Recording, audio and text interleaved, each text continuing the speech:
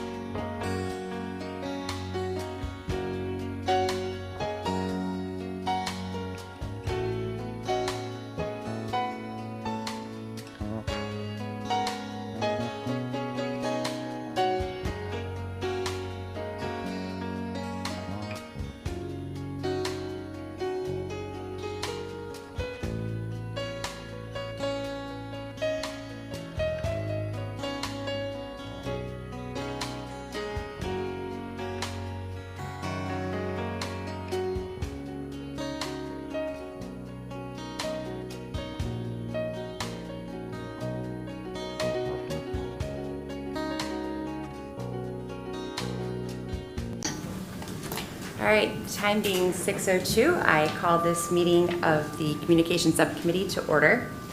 All citizens are welcome to attend public meetings in person, but to view the live meeting remotely, citizens are encouraged to watch the live stream on the Franklin Town Hall TV YouTube channel or the live broadcast on Comcast Channel 9 and Verizon Channel 29.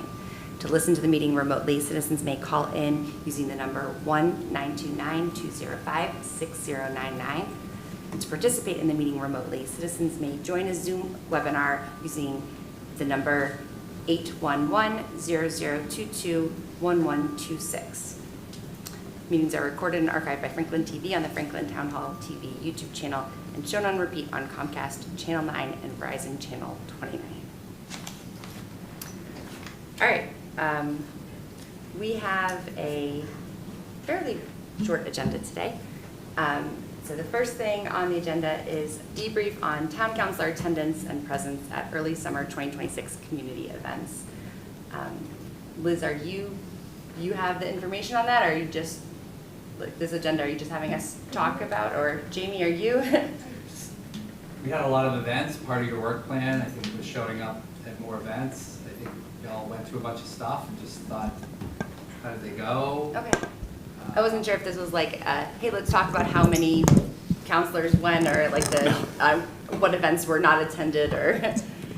Well, you guys went to them, so you Yeah. would know, but I just thought, you know, I don't know, it's part of the work plan, and I think there was a lot of stuff, and hopefully everybody had a good time.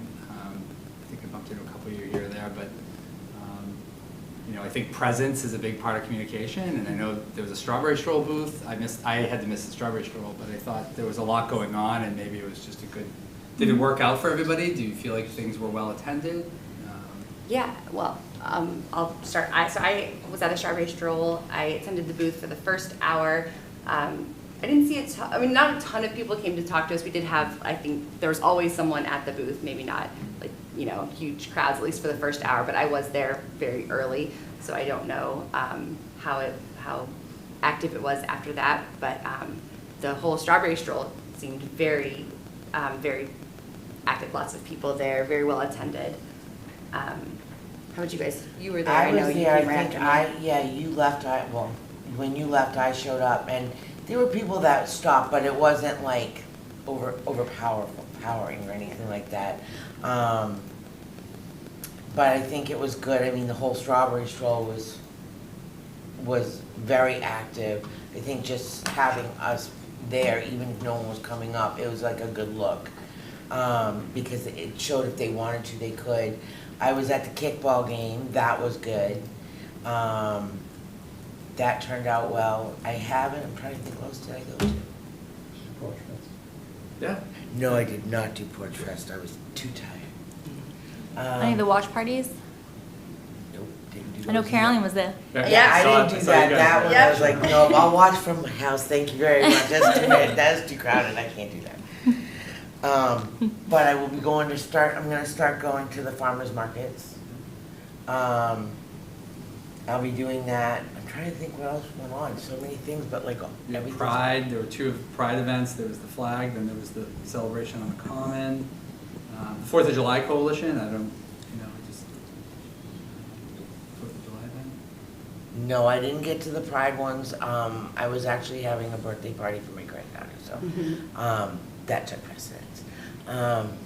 But that's, I think, the kickball, I did the strawberry stroll. I think really, honestly, I was at the 4th of July carnival several days, walking around. I was there when Jeff presented Oh, yeah. that. I know everything's blending together, so it's like. Busy There were a month. lot of events. Just wanted to remind Busy, everybody how busy much fun they all had. Like, They this are, is the but point they're of it. all like, everything's blending together. It's been a It was busy the summer. first 4th of July carnival that didn't rain in decades. You're right. Too bad, because it really would have been nice. It if was hot. did. You would have been cooler, It yeah. was so 99 hot. degrees, yeah. So hot, but yeah, it was good. Gina, what about you? Did you make it to Yeah. anything? I did. So I did Porch Fest. Went around, met, kind of talked to a few people. I did a kickball game. Trying to think of what else. I think that's what am I missing. No, I haven't done that. I'm going to do the farmers market. I haven't done that yet.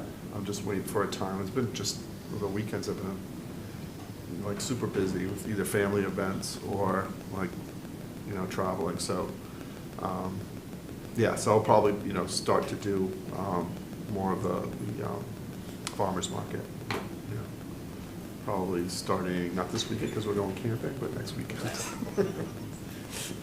Max, how about you? Yeah, are we talking about like Just overall, the summer, all the community all the events. community events? Any constituent communications or just events?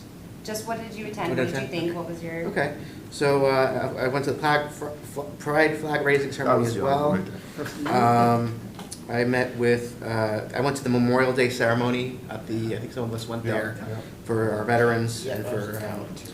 I went to the FHS graduation ceremony, where we have some amazing graduates coming out of there. There's also the Franklin Freedom Team, which I've been engaged with. I presented a proclamation to Reverend Beverly Waring at the Unitarian Church, and that was very well received. They seemed to, she was retiring, stepping down as a new minister was going to take her place. She was just only there for 4 years because it's part of her position is temporary.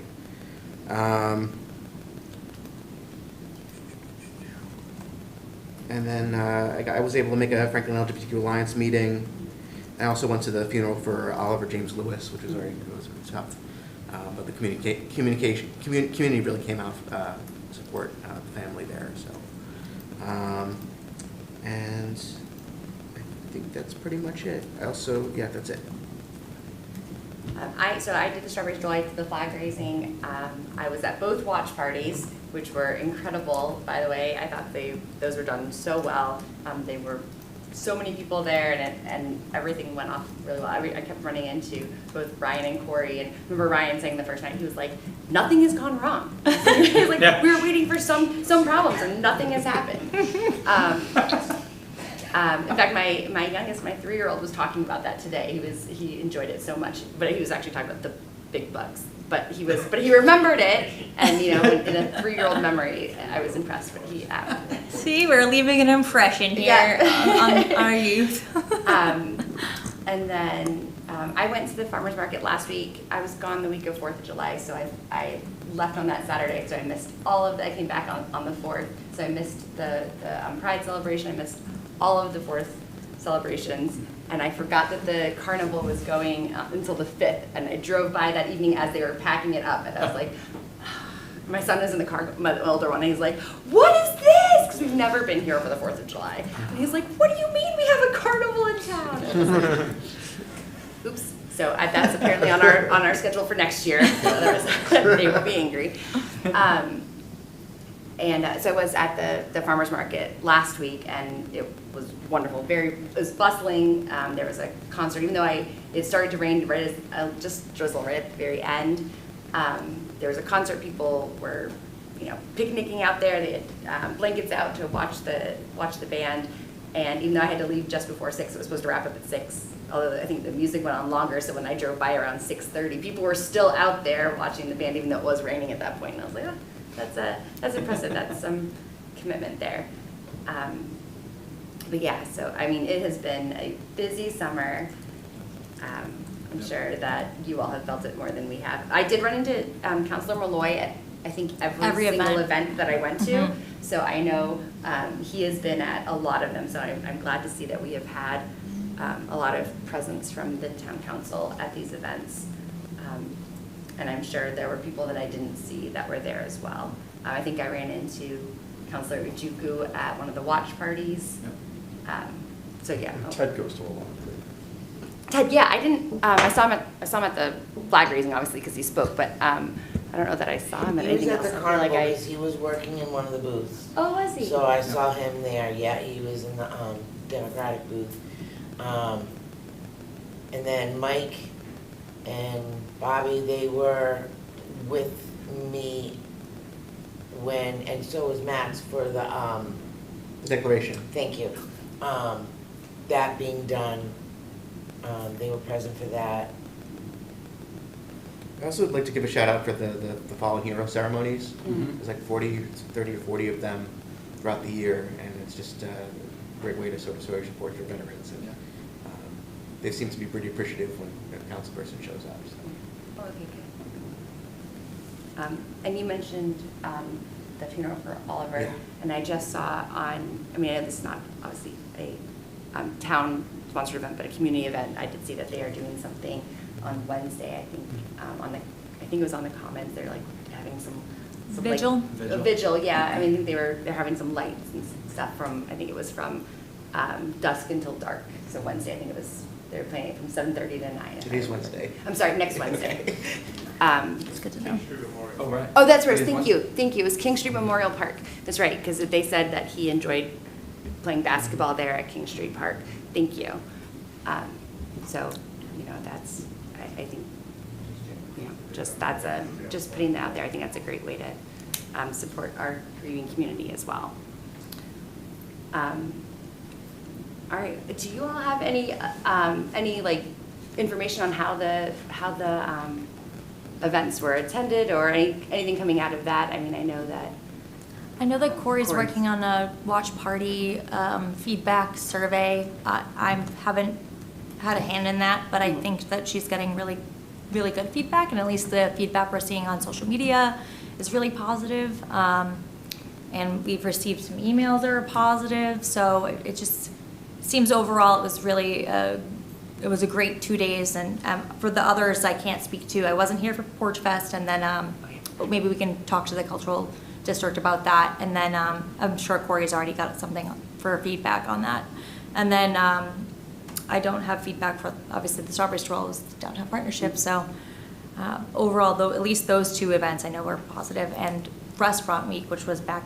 Oh, yeah. I know. Like 2 years Which was ago. back. That's what kicked everything off, right? And I was just looking at all of the feedback from the survey I had sent out to community members and restaurant owners, and it was all really remarkably positive for the first. I was genuinely shocked. It was really positive. So I was just updating the Restaurant Week webpage on the website to kind of just, make sure people know that the next time we have one will be next year. And, we heard their feedback and we appreciate it. And thank you to everyone who took the survey. They're still available on our social media pages and on the website. And for next year, we hope to have many more restaurants, but thank you to the restaurants and to residents and community members that did go out and take part and really support our local businesses in town. So Positive emails do exist. that's all I get. I think I didn't think I heard many complaints. I mean, I think The weather was great. The restaurant seemed happy. I mean, I've gone into a few myself just to check in, and Porch Fest went really well. I think the strawberry stroll was a huge hit. I just think that, I mean it sincerely, I don't think I even received one complaint about anything. I don't know, I think that's the sentiment from a lot of people. I think they were really happy, and I think I did hear a lot of positive feedback from people saying they saw Counselor X or School Committee Y or somebody add a lot of stuff, and I think that, I hope everybody here just knows that that means a lot to a lot of people. Even if they didn't talk to you and they see you or your family or a school committee member, a planning board member, you know, staff, I mean, it goes a long way, and I think people appreciate it in a bigger sense than maybe what they convey too.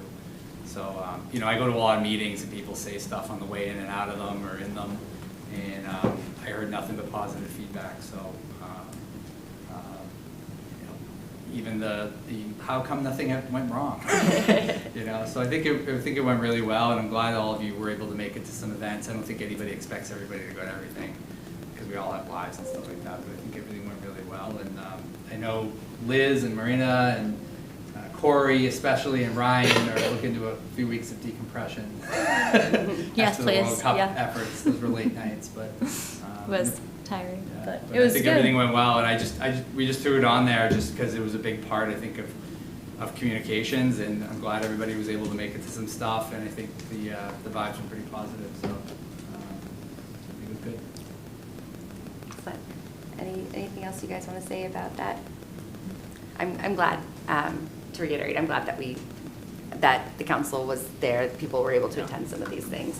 I do think that's important for us to be getting out and,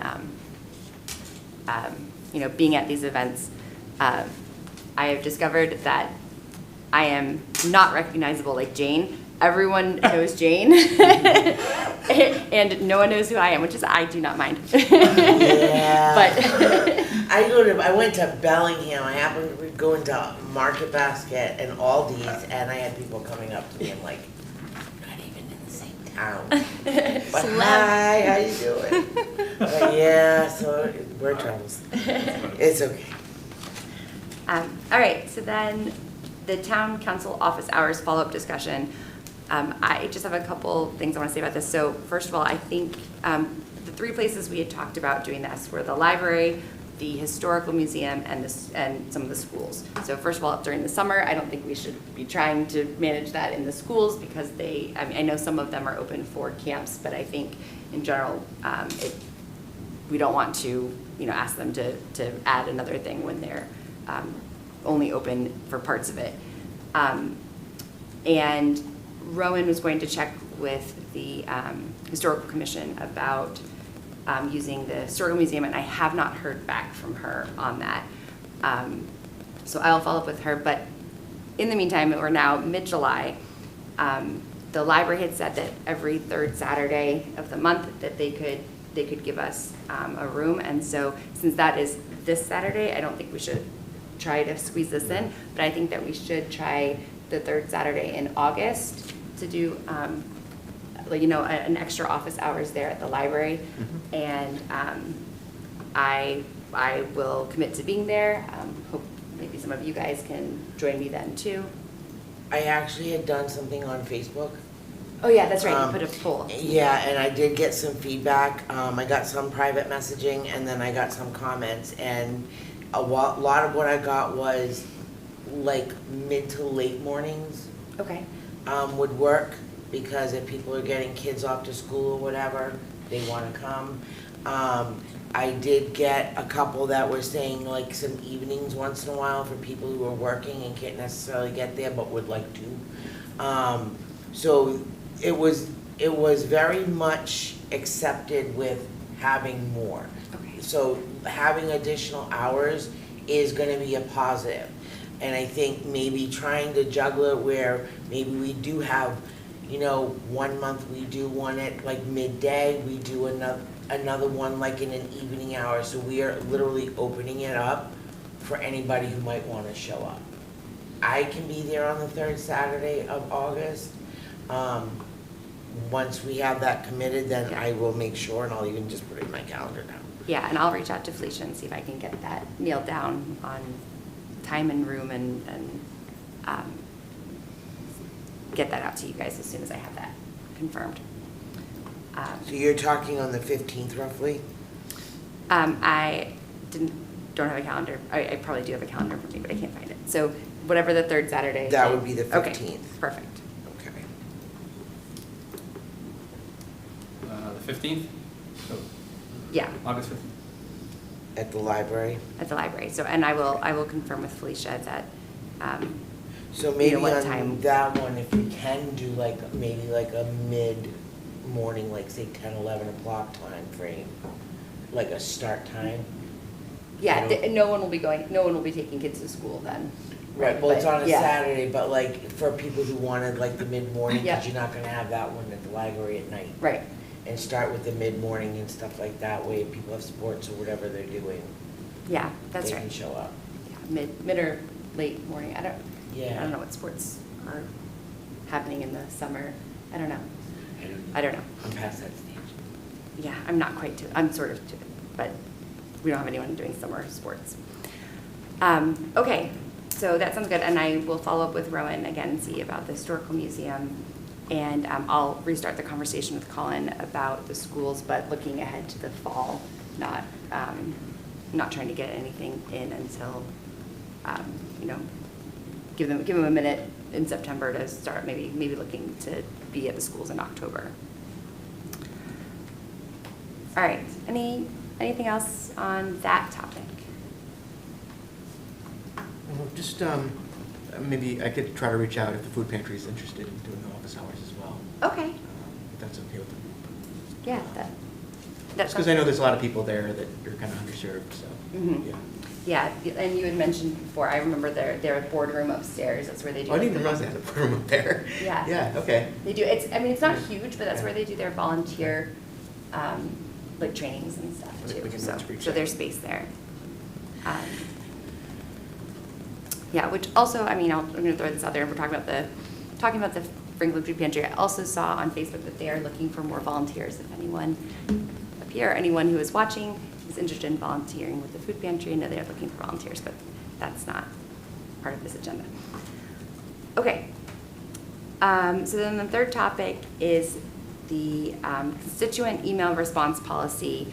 And Jean, I know you put together a draft policy based off of what we had talked about in our previous meeting. Yes. Do you want to say anything, like give an overview of that, or you want to just open it to see if there's any comments on this? Yeah, I think it's just kind of what we said. So what we were talking about was how to handle when you receive an email, and we get these, emails to everyone. And I think what I try to capture is what we talked about, which is, whoever, if a town council member sees it, wants to respond to it with a factual-based answer, they can answer it, but we want them to do a reply all, so we know that they did answer it.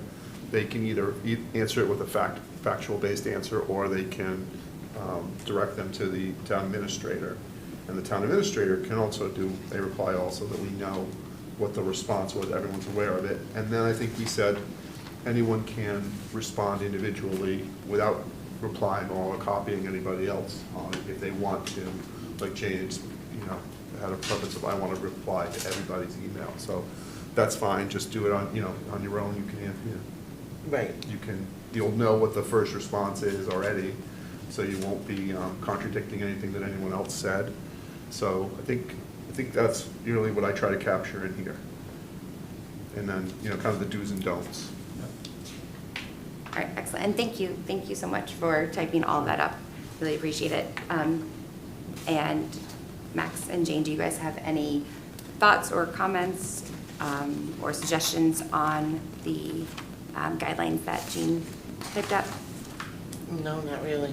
I did have, I'm just thinking about this now, but I know in general, not in regards to responding to emails, but in regards to like the signature guidelines like for your email accounts. I don't know if that should be in here too, or if that should be something separate. I don't know, just a thought. Oh. You know, like how we're supposed to have certain things that, well, I guess still update mine, but you have a certain signature on your email account saying, this is public record, yada, yada, yada, that kind of stuff. Is there like a standard template signature?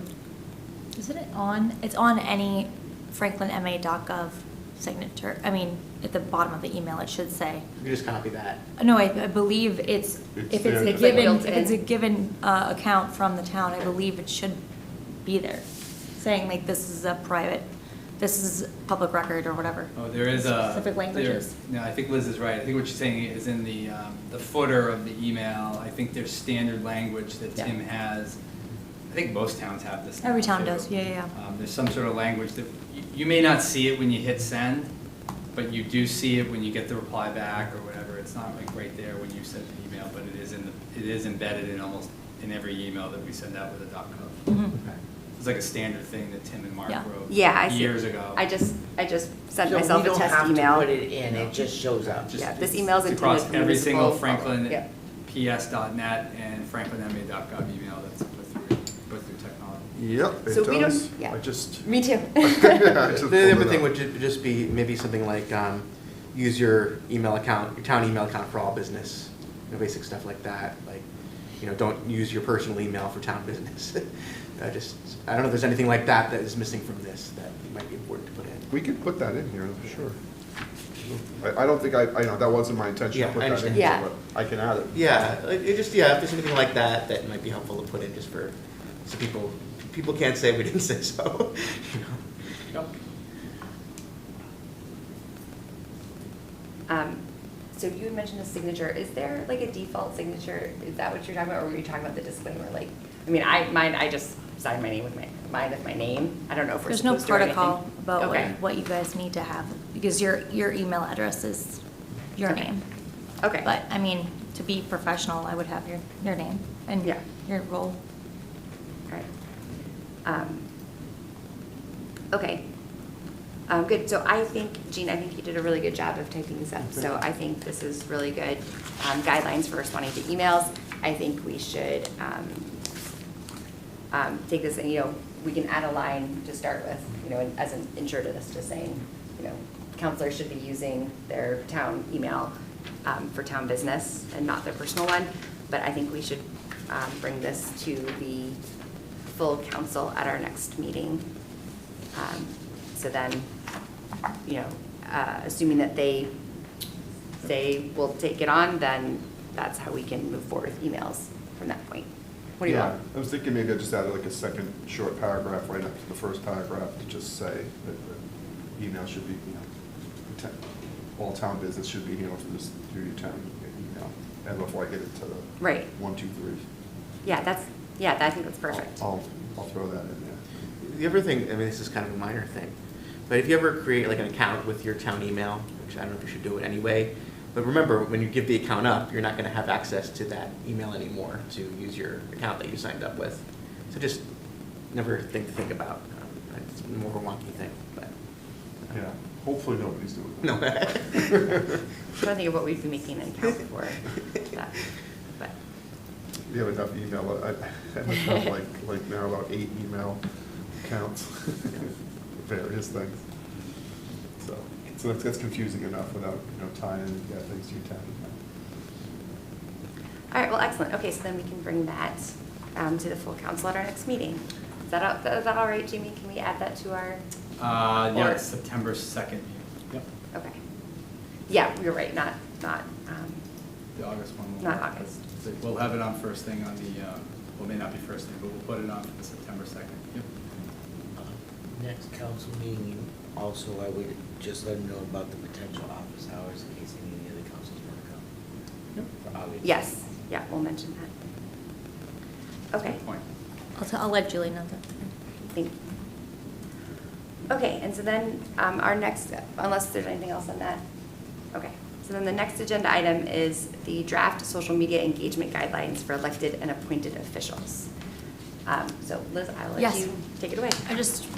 I did send it to you all for review. I did hear back from Jane, had a good question about making, like, the difference between having a personal account versus having a town councilor account versus having a town council account. And we discussed, just to make sure it was clear that you're of course allowed to keep your personal accounts, and that you just need to distinguish yourself, say who you are, and introduce yourself and as a counselor when you're talking about town business. That's kind of the one question I had from Jane, and then Caroline made a good point to just make a quick little edit about distinguishing for specifically referring to town business when talking on social media to be appropriate and just kind of follow typical communications protocols as you would if you were talking to any kind of constituent or resident. So, so this is the overall guidelines for elected and appointed officials. This isn't a policy. This is just guidelines. You know, I think I mentioned in there the open meeting law. So that basically it's covered. The public records and ethics law is covered. You know, it goes over public engagement, misinformation, personal versus official town accounts. And I also linked the official town social media policy, the new policy that we put into place for staff members. So I linked that too, just for reference. And there's also a social media moderation policy that I have sent out and posted on the website to send it out to staff to have every official town account to have this listed in their profile as a link, so that it just shows when you're basically to anyone who's interacting with the page to know what's going to be allowed and what's not, and kind of just give those parameters when, you know, even for pictures of children or minors, or, you know, just the appropriate way to communicate as a official town account. So those are also, I can also link the social media moderation policy too, if you guys are interested in looking at it, but they're all on the website. So does anyone have any other questions? I know I didn't hear from Max or Jean specifically if there was anything that came up, or if you read it and thought you had any questions or comments on it, or. The one thing that I kind of learned around the ethics guidelines and having talked with the Massachusetts State Ethics Board is that if you do have, say, a conflict on a particular topic, you can still sound off in social media if you want. You're not prohibited from doing that, as long as you clearly state that you are speaking as an individual, but you represent nobody else. So, you know, I haven't read this all to see if that's in there, but I think that's something that, you know, we definitely should make clear, that just if you are going to sound off on something in social media that you may be conflicted on, just make sure that you make it absolutely clear that you're speaking as an individual. Yes, that is in there, to have a disclaimer, to make sure that you mention that. So that's a good point to just reiterate, honestly. So I had two things. The first was, so our department's going to be using this as well, or just the council? No, this is for elected officials and appointed officials. Okay. In terms of appointed officials, my understanding is there's been some court cases around the fact that because you have free speech, a town official cannot delete comments. Are you aware of that? Yeah, there is a public records law. So anyone who has a appointed official who has like a specialized account, elected officials don't have accounts, but are we talking about town employees? Do town employees know they cannot delete comments? On an official social media account? On official social media Yes, account. that's in the social media policy. Okay, good. The other thing is if you have a campaign page or a campaign account, if it's separate and it's a campaign account, could that stuff still be considered a public record? No, because it's an official campaign activity. It's not something that's relative to the government, and I don't think campaign activity is susceptible to the public records law. Okay. I don't I believe think so. that emphasizes the point made before on the email thing about using public emails. That's why we buy them for everybody, so that they can use that exclusively, so that if your Gmail account is a double account, your personal plus campaign and everything else, then you're just separating it pretty well. But it doesn't, if it's Max Morangelo for office, you know, that's not susceptible to public records law. Okay. And is there anything that, and I don't know if this is a town forum, if I can even ask this, but so feel free to say, you know. Is there anything that I can do as a candidate that I can't do, or can I do anything that is there anything that I can't do as a candidate that I can do as a public official? Like if I use my campaign account to do stuff that I would normally respond to as an official, is that prohibited? You have to, Yeah. I would just write a disclaimer that this is It my is a campaign candidate, account, yeah, and then, right. right. So I can still do pretty much anything that I, Just really quickly on this disclaimer conversation. So, to Councilor Grella's point, he is correct that in certain circumstances under the ethics statute, you can still participate in a matter, whether it's on social media or at a meeting, or, you know, you don't lose your rights as an abutter, you don't use your rights in a lot of areas.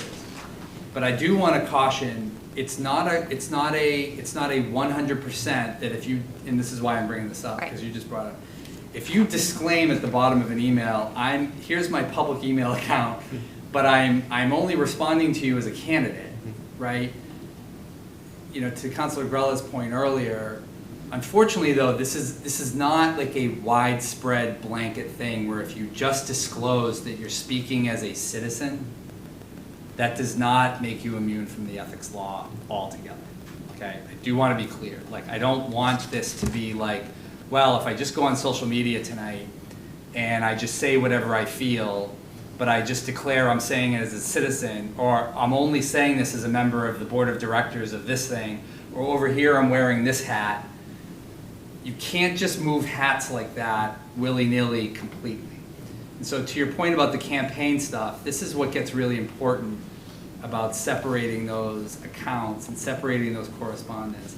I would suggest that you if somebody forwarded you something campaign-wise to your public email, just for example. oh yeah, I understand that. Yeah, you directly. should send that to your campaign account and then say, I'm responding to you on a campaign matter. Or you emailed my personal account, I'm now emailing you back from my campaign account. Or if it went to campaign, I'm emailing you from you've been a lifelong friend, I'm corresponding, you know. And make no mistake, this is very frustrating to have to articulate because I feel like this is so bureaucratic and it flies in the face of common sense, but I'm just giving this, you know, advice to make sure, you know, you're extra cautious, right? Because I do think we all, or all of you probably do have multiple accounts, multiple places that can sometimes blend. And people email you, I'm sure, to all those places too, where you correspond with people and it's hard. So I just want to make sure it's not, you know. So hypothetically, let's say there's an issue coming out on a council meeting, and I say on a campaign page, this is what I support on this issue. No. Is that a public record as Yes, even though I'm doing it as a candidate? you need to disclaim that. So if I disclaim on my page, I'm a candidate, all my posts are as a candidate, but, Again, and like I Jamie think that said, this is. it could still be You know, used. It says anything officially talking about official town business is subject to the public records law. Okay. So just remember So that. just save it. as- and you have a lot more ultimately- leeway as an elected official on that type of stuff, because if you're in a campaign, even if you're not in a campaign season, and you want to make your political position known on any issue in town, you have a right to do that. You really don't need to disclaim it fully, but I think in the best practice, to be cautious, it may be helpful to do that. But you as elected officials can really say a lot of what you want on a campaign account because you're elected officials, right? So you do have a little extra grace period, and a lot more grace on that, I think. Especially if you're talking about a town-related issue, or a national, international issue, or a political issue. And you can say that also on your public emails, right? If people are emailing you about what are you gonna do on zoning, you're like, I campaigned for this, and this is what I want to do, and that's okay too, because that's in your official capacity as a town council. Obviously, I don't need to say this to you, but I mean, just in general. But if you're starting to talk about donations and you're getting into other stuff on that, that's where things get a little more On the line of conflict a little of more interest. thick. But the OCPF and the Ethics Commission have given elected officials a pretty strong bandwidth. I think to Councilor Grove's point earlier, you know, if you're directly related to an issue and you're a butter, or if you're an employee, Yeah. you know, it's kind of like what Dave Callahan goes through, I think, on the school committee, right? Because his wife is a teacher. there is some leverage that people can still participate in a lot of discussions. I think what you guys are highlighting is a best practice, and it probably makes sense to do that when you feel it's right. But again, lastly, you're all in charge of that, right? That's your decisions, and ultimately, it's just like speeding down the road. I mean, if you get caught, you got to pay the speeding ticket. I mean, you're really only in tough way if somebody decides to challenge that with the ethics commission, right? So, I mean, it's kind of like a self-policing system. If that Thank you. helps. That's all I got. Thank you. I think it's important to, sorry, am I okay? Go ahead. Remember that right now, we're not candidates. Right now, we are council. And until we come back up for reelection, we are not going to be councils. Then we'll be candidates-elect because we're trying to regain our seats. So anything that we're putting out there right now is going to be taken as coming from a member of council. If it's your personal opinion and not something that was discussed at a council meeting or at one of the other town meetings, and it's just a personal opinion, I think you're okay to just do it. I've done that. But if you're going to comment on anything social media and has anything to do with anything related to what's going on within the town, I think it is important to say, this is my thought. I am on town council. However, this is more of a personal opinion versus a council opinion. Because no matter what, once we got elected, we are no longer candidates until next November. Well, no, the one after Yeah, that. you should be able to say whatever you want, essentially. I mean, candidate, Right. I mean, politicians do that all the time, we know that. Yeah. Right? It's just you want to make sure that you're representing your views and not the entire town council. Right. Yeah, because someone could come up and we'll just say, I went on Facebook and I said X, Y, Z. And I was maybe just talking my own personal thought process. I wouldn't put it past someone to come up and say, well, that's not what you said on social media. And you know why I say that? Because I was that person that stood at that microphone and said, that's not what you said. This is what you said. This is what you did. And so now we need to understand it. Because I didn't look at them as regular town people on social media because they weren't responding as regular town people on social media. They were responding to people's questions or concerns on Facebook as a member of council. They didn't necessarily put the disclaimer there, but I knew it. So I came to that microphone and I held them to their word.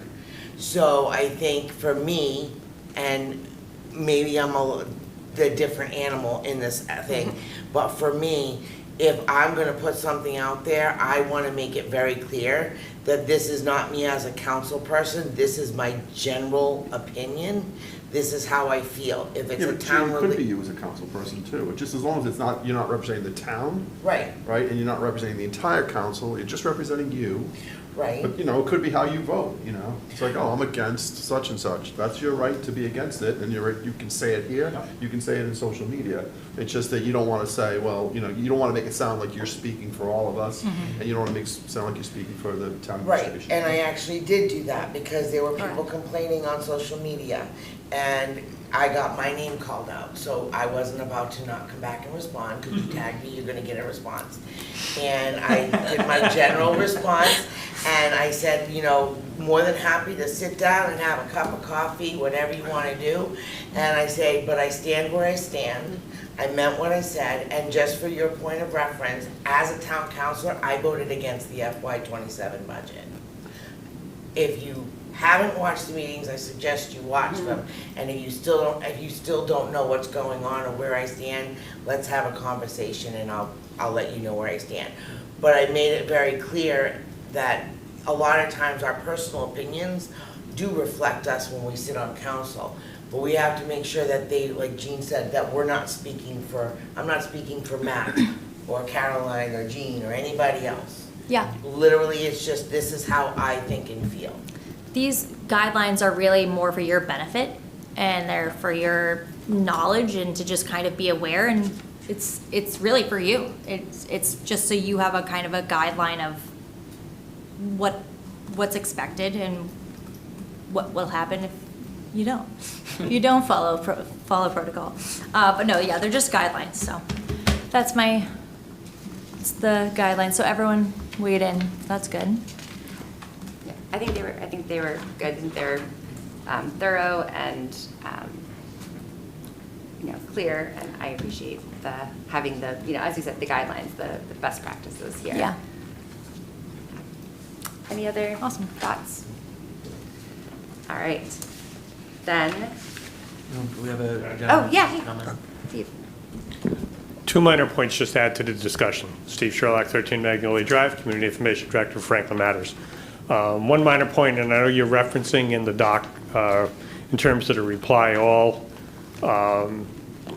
make sure the people are aware that they should look at the thread before replying, because depending upon how the sequence is, you may think you're going to be the first one, but somebody else has, and it's already in the thread.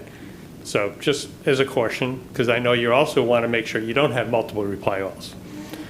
The other piece, and to add to the discussion that you just most recently had, and I think reinforcing a point Jane was making as well, Councilor Callaway-Tripp, was while it's correct from an ethics point of view to have the kind of separate hats, I think she was referencing respectfully as well that people may not be able to distinguish which hat you're wearing at that time.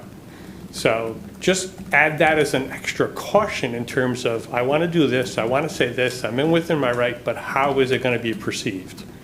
Because as this is guidelines, you're going to pay ultimately, successfully or not, with however it's been received. So I think you're aware of that, but having watched a bunch of these, that's one of the things that I wish people had, maybe taken a little bit more time to think about what they were going to say and how they're going to say it.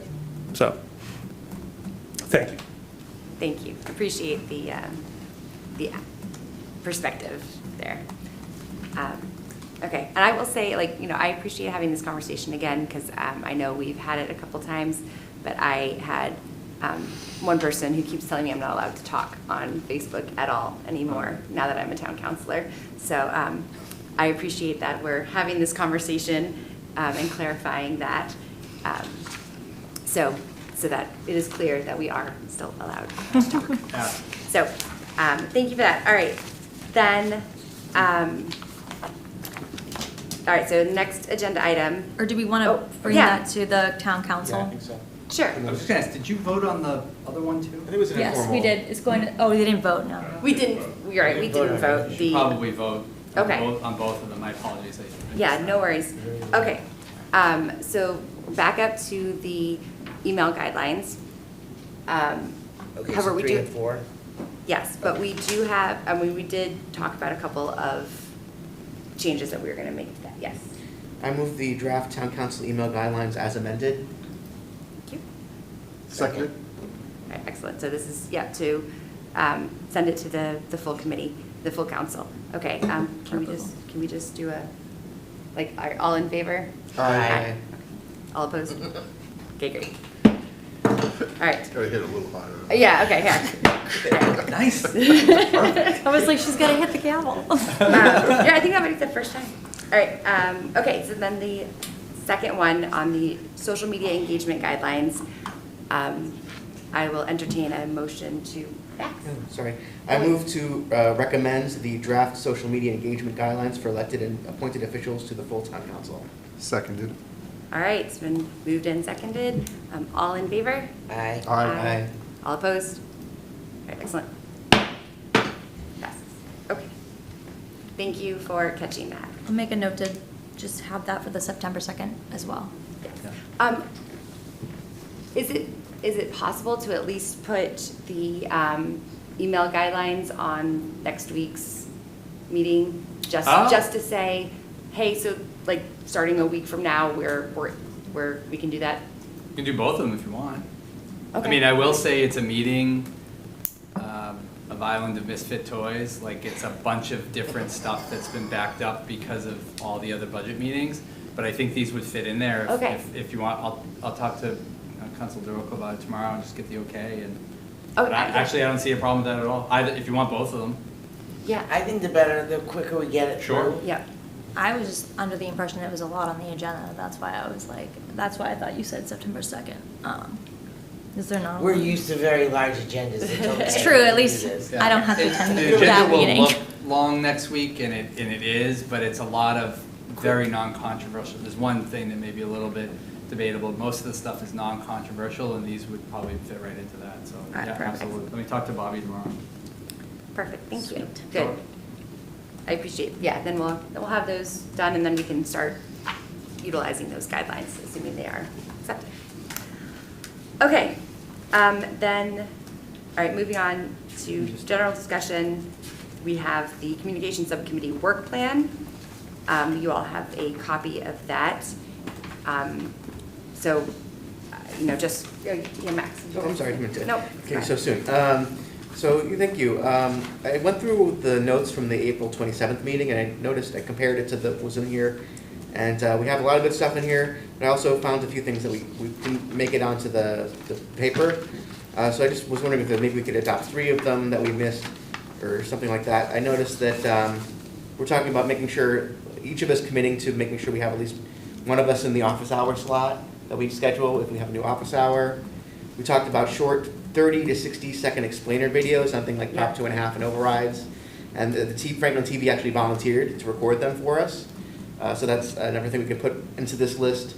I think someone recommended quarterly, Caroline, you recommended quarterly volunteer shifts for counselors at places like the Food Pantry or the Safe Coalition, which Jane also sort of supported. Liz made a comment about putting YouTube links directly on the minutes. I don't know if that was still possible. Steve Sherlock suggested we publicize the subcommittee's own meetings in addition to the town council meetings, making that part of the work plan. Then I also raised whether we wanted to, we didn't say one way or the other whether we want to do these things, but whether we wanted to look at paid social media reach, or whether we wanted to look at internal communications, like looking at how the organization communicates inside, between departments, if that's something that we should also look at as well. And then we also, just so we know, we accomplished one thing we didn't even recognize ourselves for, which was the department's communications roundtable. So should we give ourselves a pat on the back for that? So I mean, I open up, if any of those things appeal, if we want people to put back in, I'm fine. If people don't want to put them in, I'm fine. I just thought I'd mention that as something that we might have missed, some things that we might have missed that weren't in the plan. Thank you. I appreciate you reminding us of those. My one thought is paid reach, I feel like, is not in our budget. Okay. That's my opinion on that. But I'll let anyone else want to weigh in on either that or any of the other things that Max just mentioned. I could repeat things if you want me to. I could even share this if you want to. Look, this is in my notes if people want to take a look. Yeah. See that for a second? Yeah. My ears can't process as fast. I did hear you talk about the explainer videos. I think Okay. that'd be a great thing to do. Maybe we can come up with a list of potential topics and see about, I think the big lift there is just putting together that script for those. But I think, as long as we are working with the subject matter experts on that, I think we can come up with some good things to put out periodically, especially if they're timely. That's when people are going to be paying attention to them, right?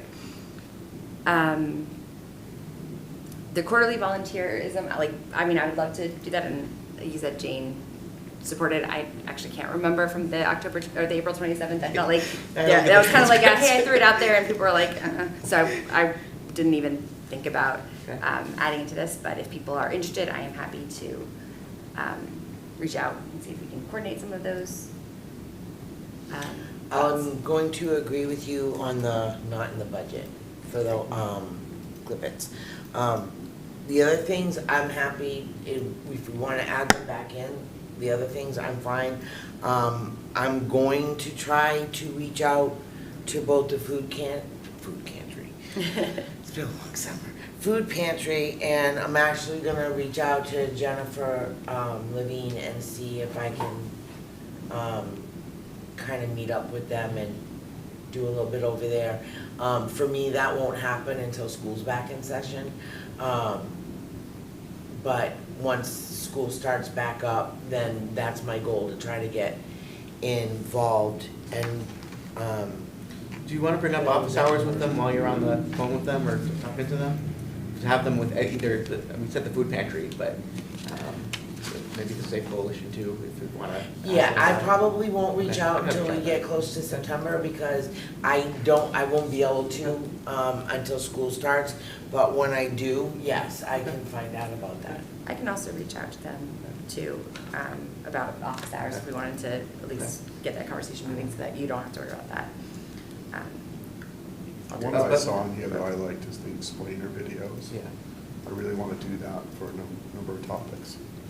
Okay, so why don't we just add in the explainer videos and we think, I know if we do all of this, we're gonna put too much on Yeah. Liz, so maybe if we just add back in the explainer videos, Okay. that would be good. What topics that come to mind? So we might be able to work with Well- Franklin TV on this, but Liz can coordinate a little bit of this with departments. Was there? Just understanding Prop 2.5, I think, is a huge one, because I don't think people really understand that. They don't understand how property taxes work. Yeah. And maybe the split tax rate. I was gonna say, And after we split do our payments. workshops, maybe. Yeah. Yep, and a follow-on with the split tax rate that flows right with that, because, yeah, I think people don't understand, like, for example, like, why, if we can only raise, you know, if taxes can only go up 2.5%, why is my tax bill going up by 6%?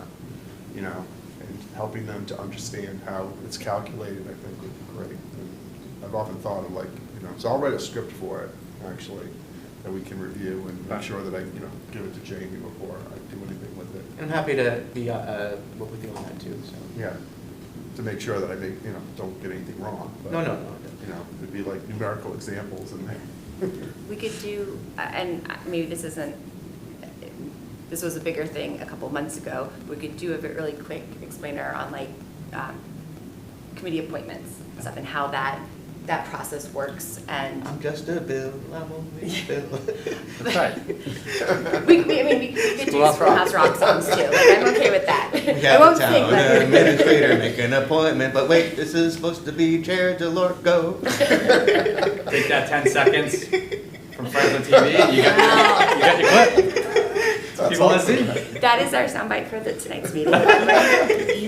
It's their liner for the radio. It's just gonna like play. Even the Great. tidbits could be something where you explain the email protocols. Yes. It Yeah. could be where you explain how, you know, for social media, like, understand this is where we are, blah, blah, blah. It's basically, if people aren't watching the meetings and they don't want to spend 2, 4, 7 hours watching them, these are quick excerpts that they can watch in a matter of a couple of minutes, and still get the gist of what is being put in front of them. Yeah. I think that would be good. The other thing, we could, it might be a lot of work for the TV studio, but maybe taking like, you know, clips from throughout the meeting and then condensing them into like a, you know, 2-minute recap, what happened. But that would be a lot of editing. Yeah, I mean, I feel like it might be easier to be like, Yeah. hey, we just did this, let's write a really quick recap. I mean, and we could, you know, stick a link wherever it gets posted and be like, this was the meeting where we talked about it, and, or something like that, but. Today in modern social media, you guys would know better than me. Don't elected officials always just take a video of themselves after the Yeah. meeting in the parking lot for 20 seconds and say, hey Franklin, I just want to tell you right now, we just got this done, and this done, and this done, and this done. Here we are working for you. Have a nice night. It's 12 o'clock. We're here till midnight. And, you know, and then like drop it and then post it, right? Like, Yeah. that is a good thing. That's what I was thinking about. I think her and I can regurgitate things till we're blue in the face. Kobe tried this a little. I think other counselors did. Steve, you may know. I'm not the social media guy, so I'm not up with the latest. But I think Ted might have done a few of those late at night. I think Ted would be good for it. You know, I love social media, but I don't think I'm really good at like walking with my phone in front of my face and talking. Everyone knows I try to- Jane. You're good at it. Yeah, but I try to Oh, avoid no, the we don't wanna do it. self-videos. Come on, Jane. You'd be perfect for that role, and you're on the subcommittee. Yes, Jane would be good I don't as know. well. I think Everybody people want to already hear that knows stuff my from you face. guys. They don't need to see it Well, anymore. and I think You know, that's like- the idea, they hear it from us, but I think, you know, when we talk about these Yeah. topics, it's making sure that we're like, hey, very like, let's make sure we're getting the correct information out Sure. to answer that. And, you know,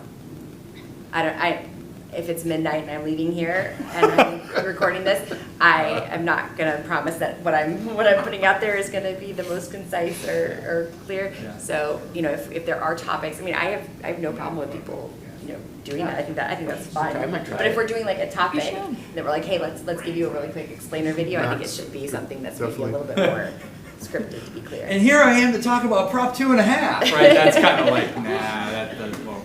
Yeah. For those, I definitely would utilize Franklin TV, Yeah. for sure. They did vignette, if you go to our YouTube page, they're old now, but they still kind of resonate. There are a bunch of 1-minute economic development clips there, and we did do shorter in-studio interviews, and so that our YouTube page would be perfect for that. I mean, there's a lot of coordination, but I think we need direction a little bit from you guys or Liz needs some direction so we know what to work on next. So. All right, that sounds good. I think, you know, maybe if we come up with a couple topics, if we think of some things that are,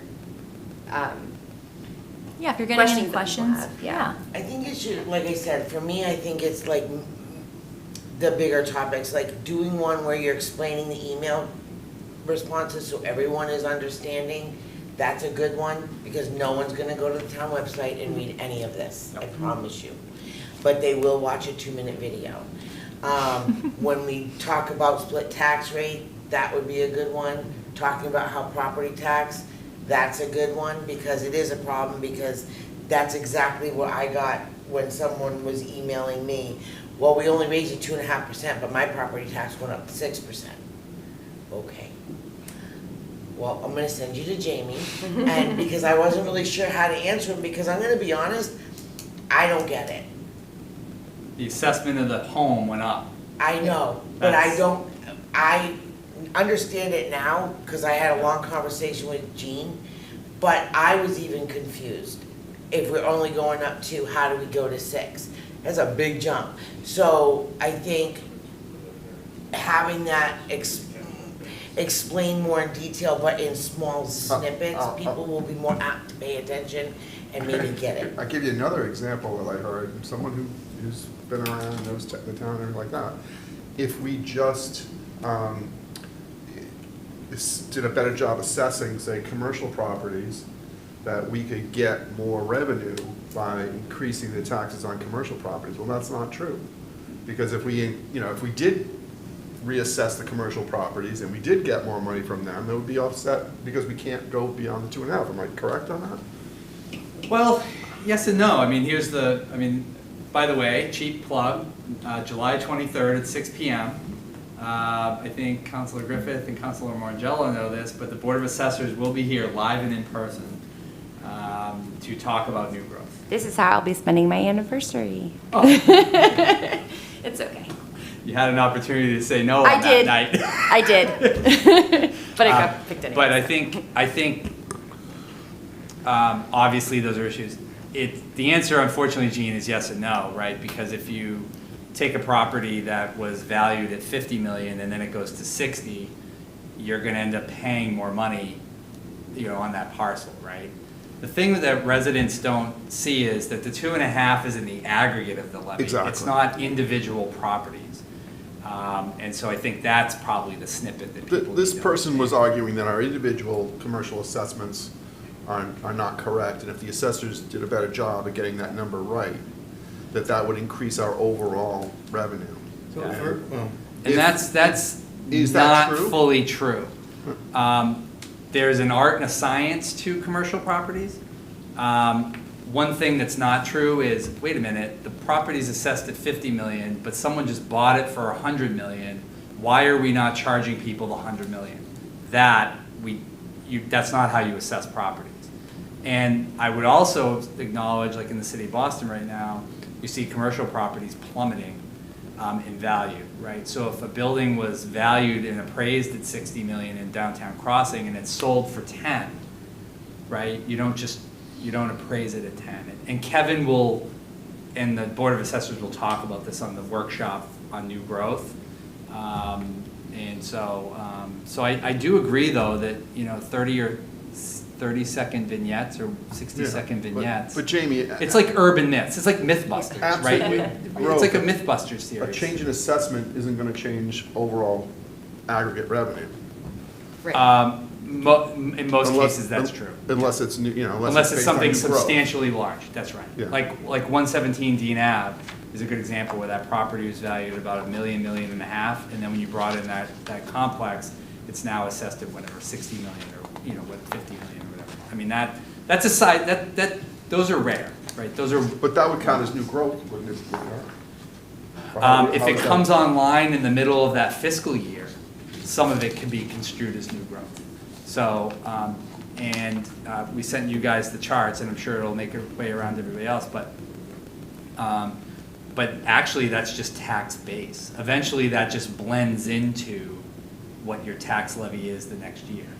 Those types of developments, though, actually then offset the 2.5 that people see, right? Because you make that 2.5%, you can go up, and if you have a big commercial building come on place, then that does suppress to some degree the relative value to all the other buildings, and it would make people's property bills go up a little bit, go down a little bit, or not go up as much, a little bit. So it's complicated, and I know it's hard to explain. I'm sure anybody listening still don't understand what I just said. And that's why I think some of these workshops, and maybe there's some clips in those workshops that could be put online. But I do agree, this is almost like a Mythbusters series. Maybe we should dress up with a little, like, one of those French hats and, mustache, and pretend we are the Mythbusters for this video. Some sort of coat. Yeah. No, but I think that's what people are looking for, is like the frequently asked questions almost. Like, is this true? Yeah. Is it a water ban?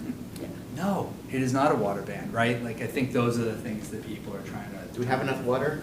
We have enough water, right? Yes, exactly. We're out of water. No, we're not, right? So I think those are the things that, so I think maybe if you have issues that people have contacted you about, maybe you could email Liz with maybe over what you heard on the campaign too, right? Just like, what are those topics? I mean, we can do these fairly quickly, but I think we need to know exactly what kind of topics. I think another thing that might be helpful is just going over both the town council and the administration's accomplishments. I mean, we've made a lot of efficiencies in the budget and in the government, and streamlining things, improving how we function, merging certain departments. Yeah. I think maybe just highlighting what we've accomplished is also something that we could do a better job of. That's, I agree with that.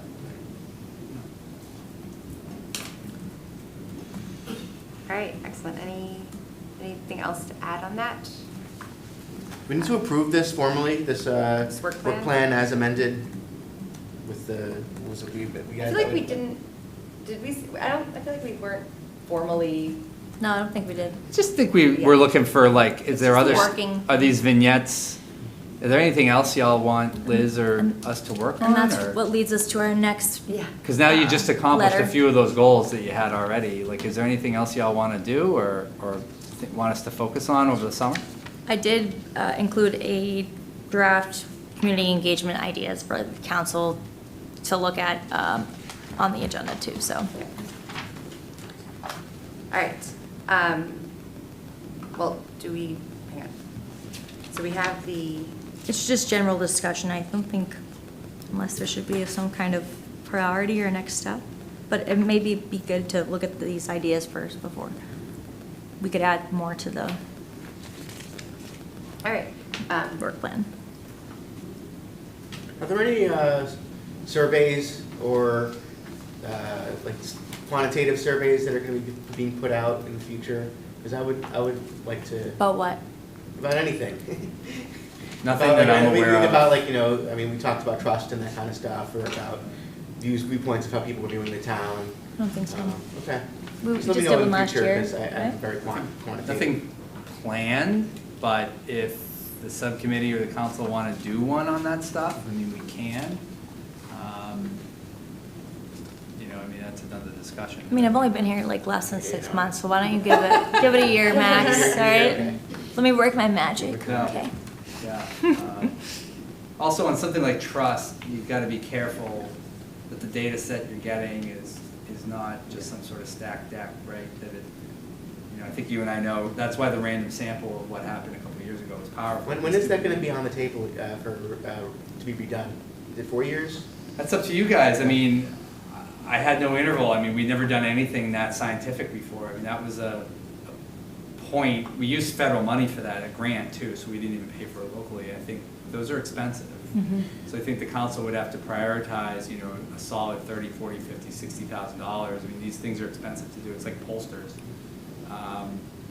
You know, and you'd have to choose what you're obviously doing pretty carefully, but, you know, I understand a lot of people get the Observer or Franklin Matters and other stuff, but those polls really aren't, those are very skewed.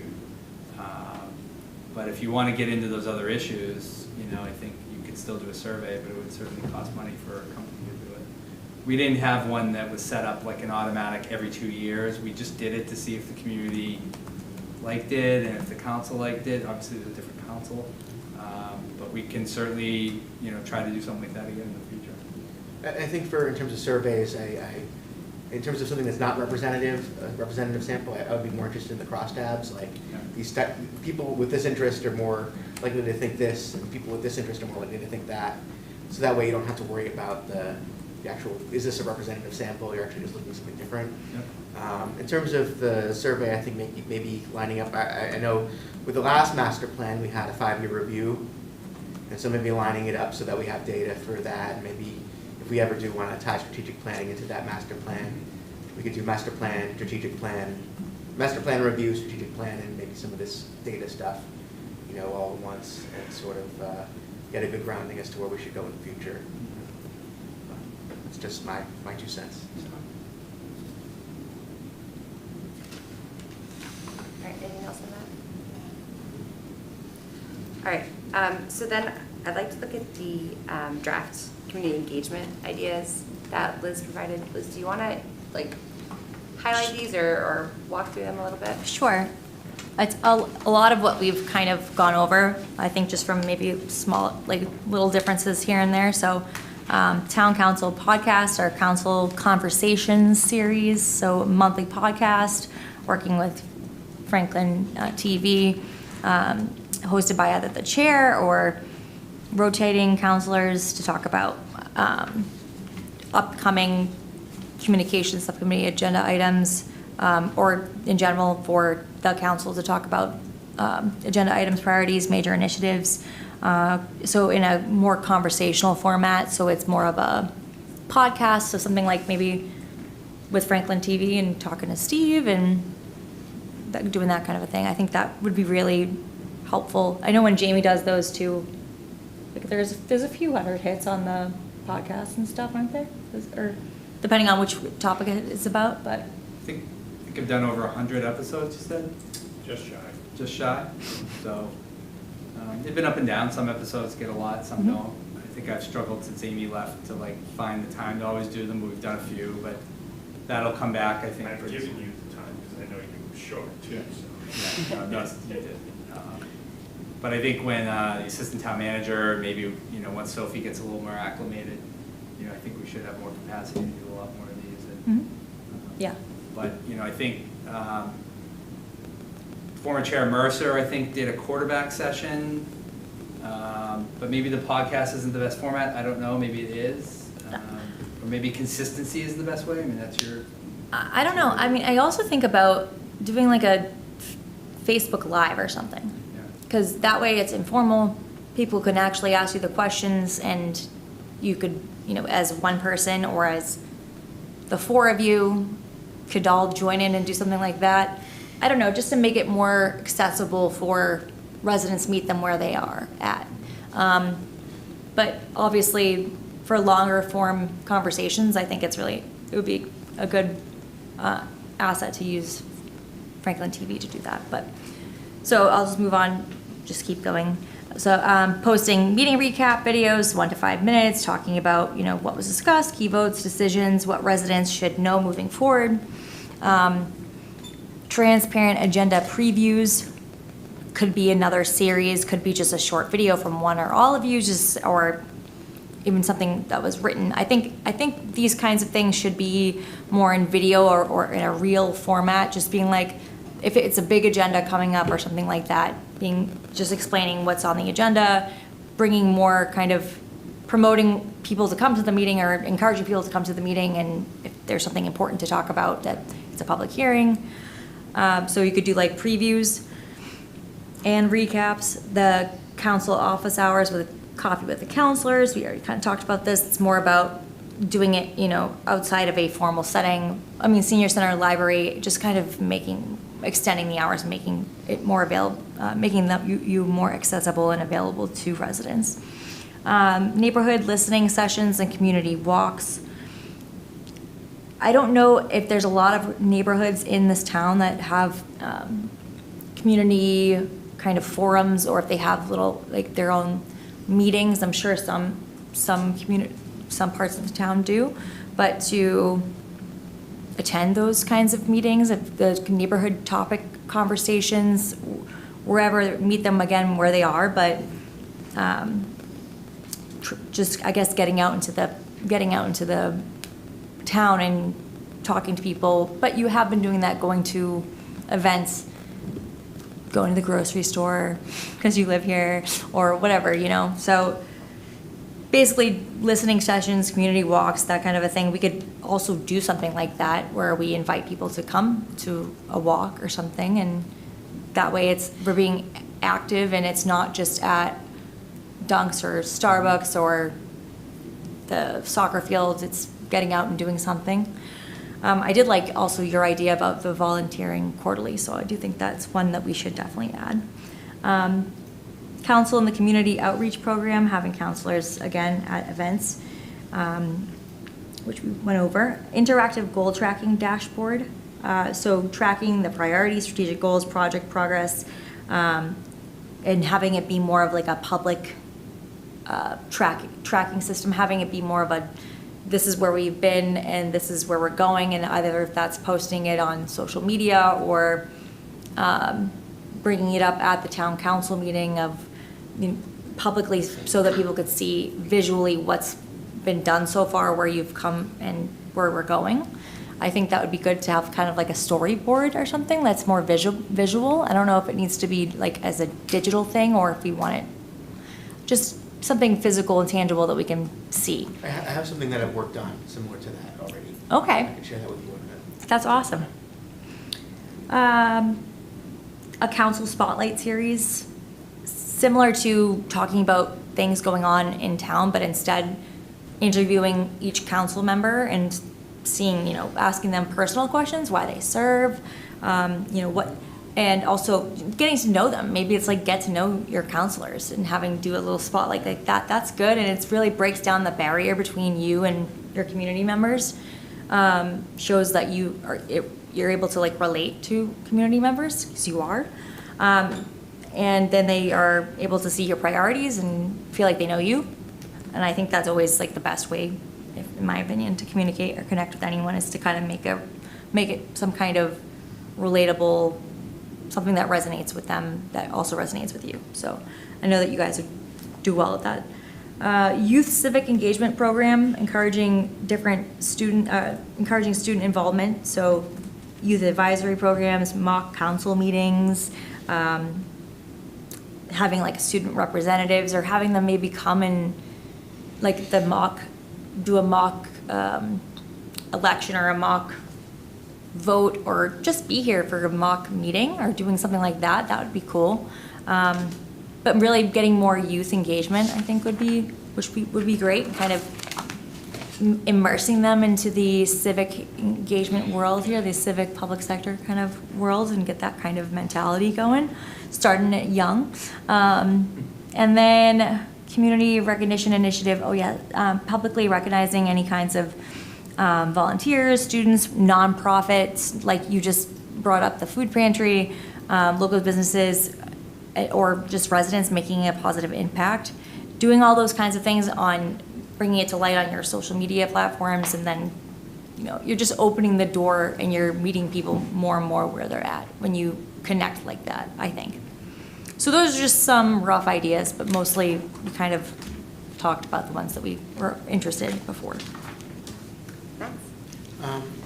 You mentioned community recognition. And I know we do a lot of recognition of police and fire, and people in uniform, but I didn't know if we have any like employee of the month or employee of the year recognitions. So Is that that's- something we've talked about? That's something that I plan on doing for staff. I do plan on having it be, right now, we're actually doing a spotlight for local businesses, for local small businesses. So we started that initiative, that's new. And I'm planning on doing something different each year I kind of want to have something different each month for the newsletter. And one of them is spotlighting different department members in town, because they do a lot of work and they don't get any of the credit. So I want to, and they're all my coworkers and they're the best. So I want to highlight them. So that is one of my goals as the communications director. But you can help me. I'm happy to. We're trying to get into the habit of new employee postings on LinkedIn. I mean, we did that for a long time, and after the cuts, when Lily's here and her job got cut, we weren't able to do it. So we're trying to do those things and building them back slowly internally. But if any of these ideas strike your fancy and you want us to focus on some other things over others, I think also I would ask. I mean, we had this communication subcommittee because I think there was a problem in the community that people were talking about, and I guess I'd go back to, what do y'all think the problem is we're trying to solve, and then what are the most appropriate techniques to solve that problem? Is it misinformation, feeling like they don't know what's going on? I don't know what the problem fully is. I think in the past there have been certain hot topics, override development, Yeah. and how that was handled, and maybe we should do a little foresight. We know some things are going to be coming up. How we can approach these things in the best way how do we communicate these things effectively? Maybe might be one approach we could take. Thoughts? I have lots of thoughts. I think the post that was made about the position, comments, one of the things, I don't think it's as much misinformation as it's, if we have no money, why are we hiring all these people? Those are the kind of things that are going to start flaring up what we just went through before. I didn't agree with the budget. This isn't a budget discussion, so my personal or council viewpoint on it has nothing to do with what I'm saying. But it was the same thing we went through with the overrides. Asking for override money, we need an operational override, the pie's not big enough. We've heard this thousands and thousands and thousands and thousands of times over. We go into the new year, our deficit is relatively small. We just used all free cash. We just gonna hire a whole bunch of new people, and people are now waiting. They're gonna be asking for an override. You wait, because they used everything, they have no more money, they had the money, they always find the money. These were the conversations that ended, that I think Caroline and I also pointed out when we did the school committee and town council group meeting, that when everyone seems to be happy, and it's good because we didn't give them anything out there for them to complain about yet. That's gonna be the first thing. That's gonna start blowing up. So communicating with people, yes, not everyone's gonna like every decision that's made, I get that.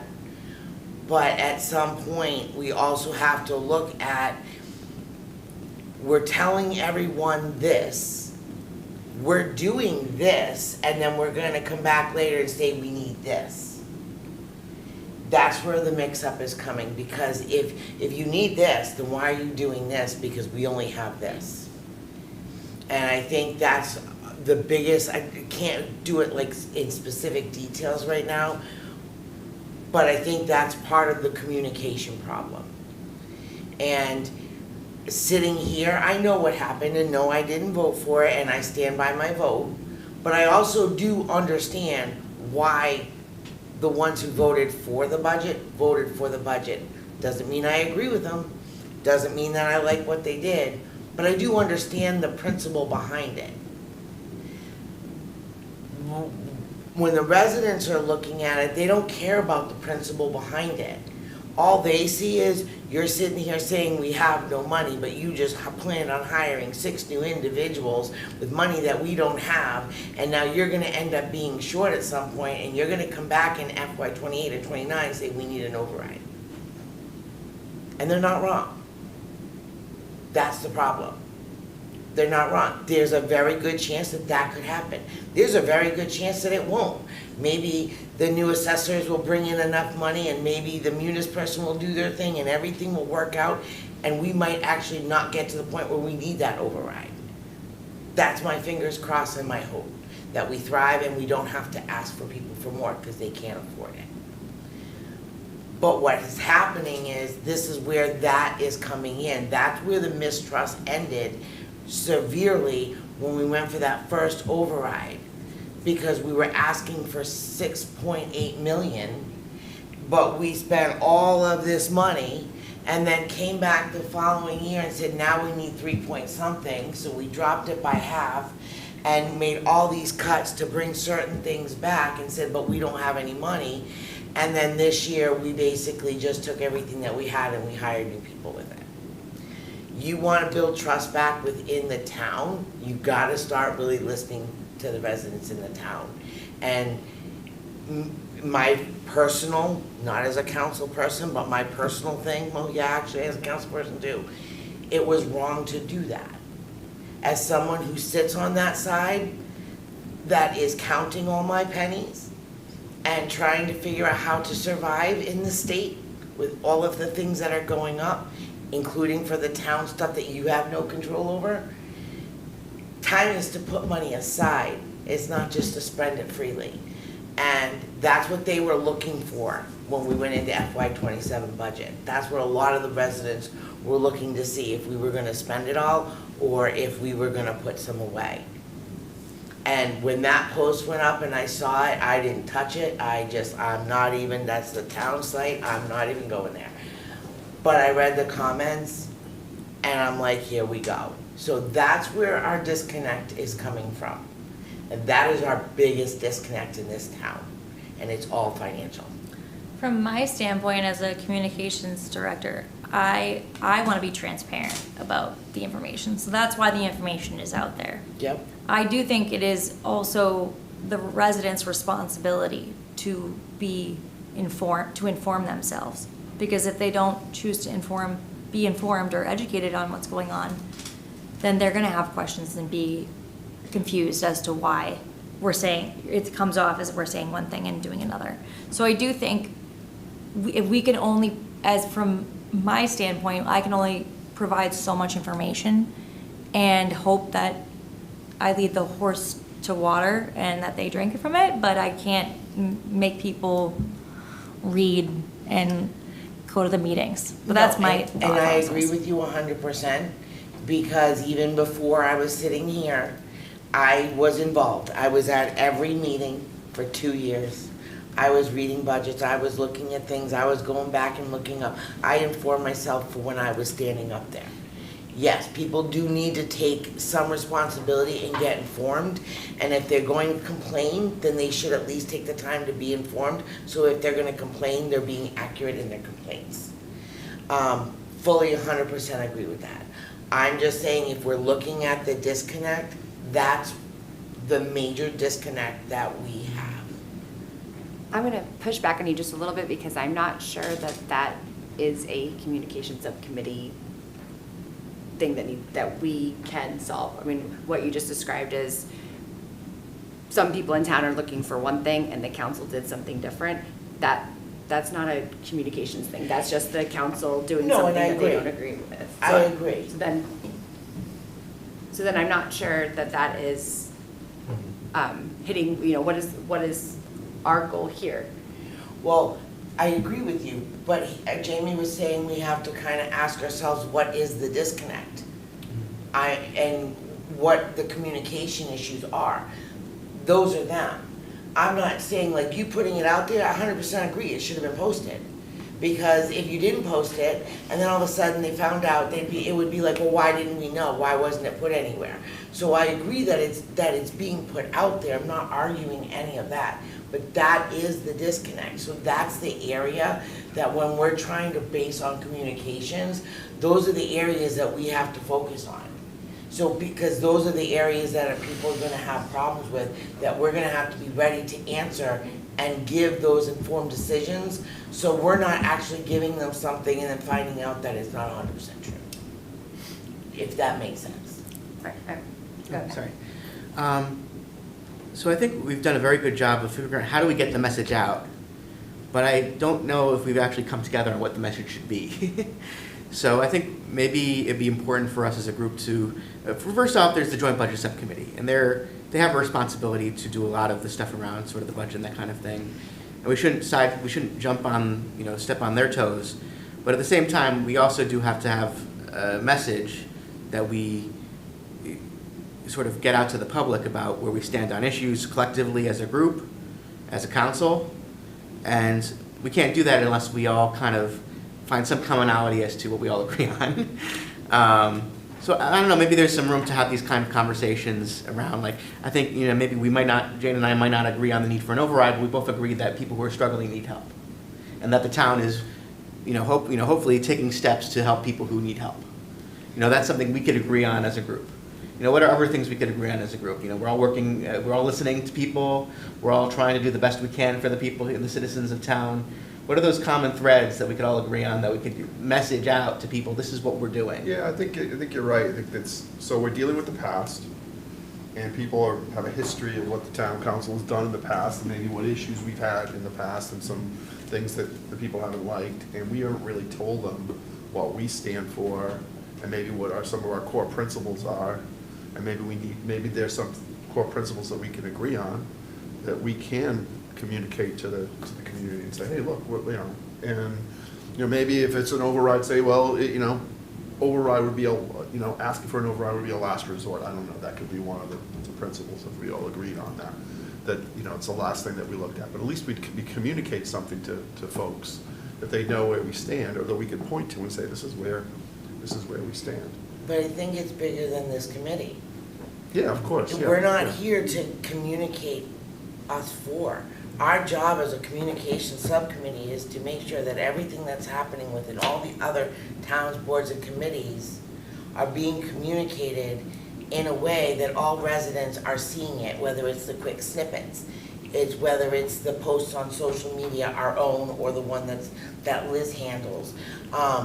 It's about communicating everything, to include from the budget to the EDC to transportation to all the other little things, the finance, all of that, is to make sure that everyone's getting what they need, because they're not all going to tune into those meetings. So it's finding a neutral area where all those different areas kind of come in, and there's like a little trifecta, and you just pick, finance, what they have to say. Okay, boom, there's a 10-minute snippet.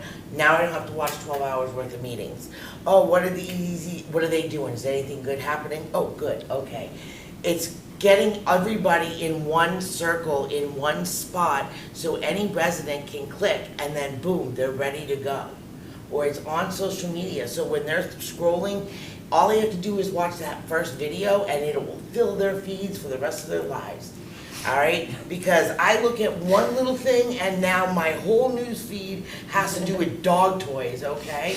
So they only need to watch one video, and Facebook will fill their feed with everything town related.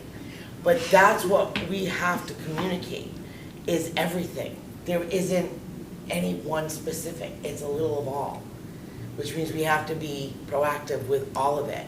And we have to get other committees willing to step up and do those little snippets. Maybe somebody from the finance, after they do a finance meeting, one of them can volunteer to do the little selfie video and post it, or work with Franklin Matters or Franklin TV and get it up there.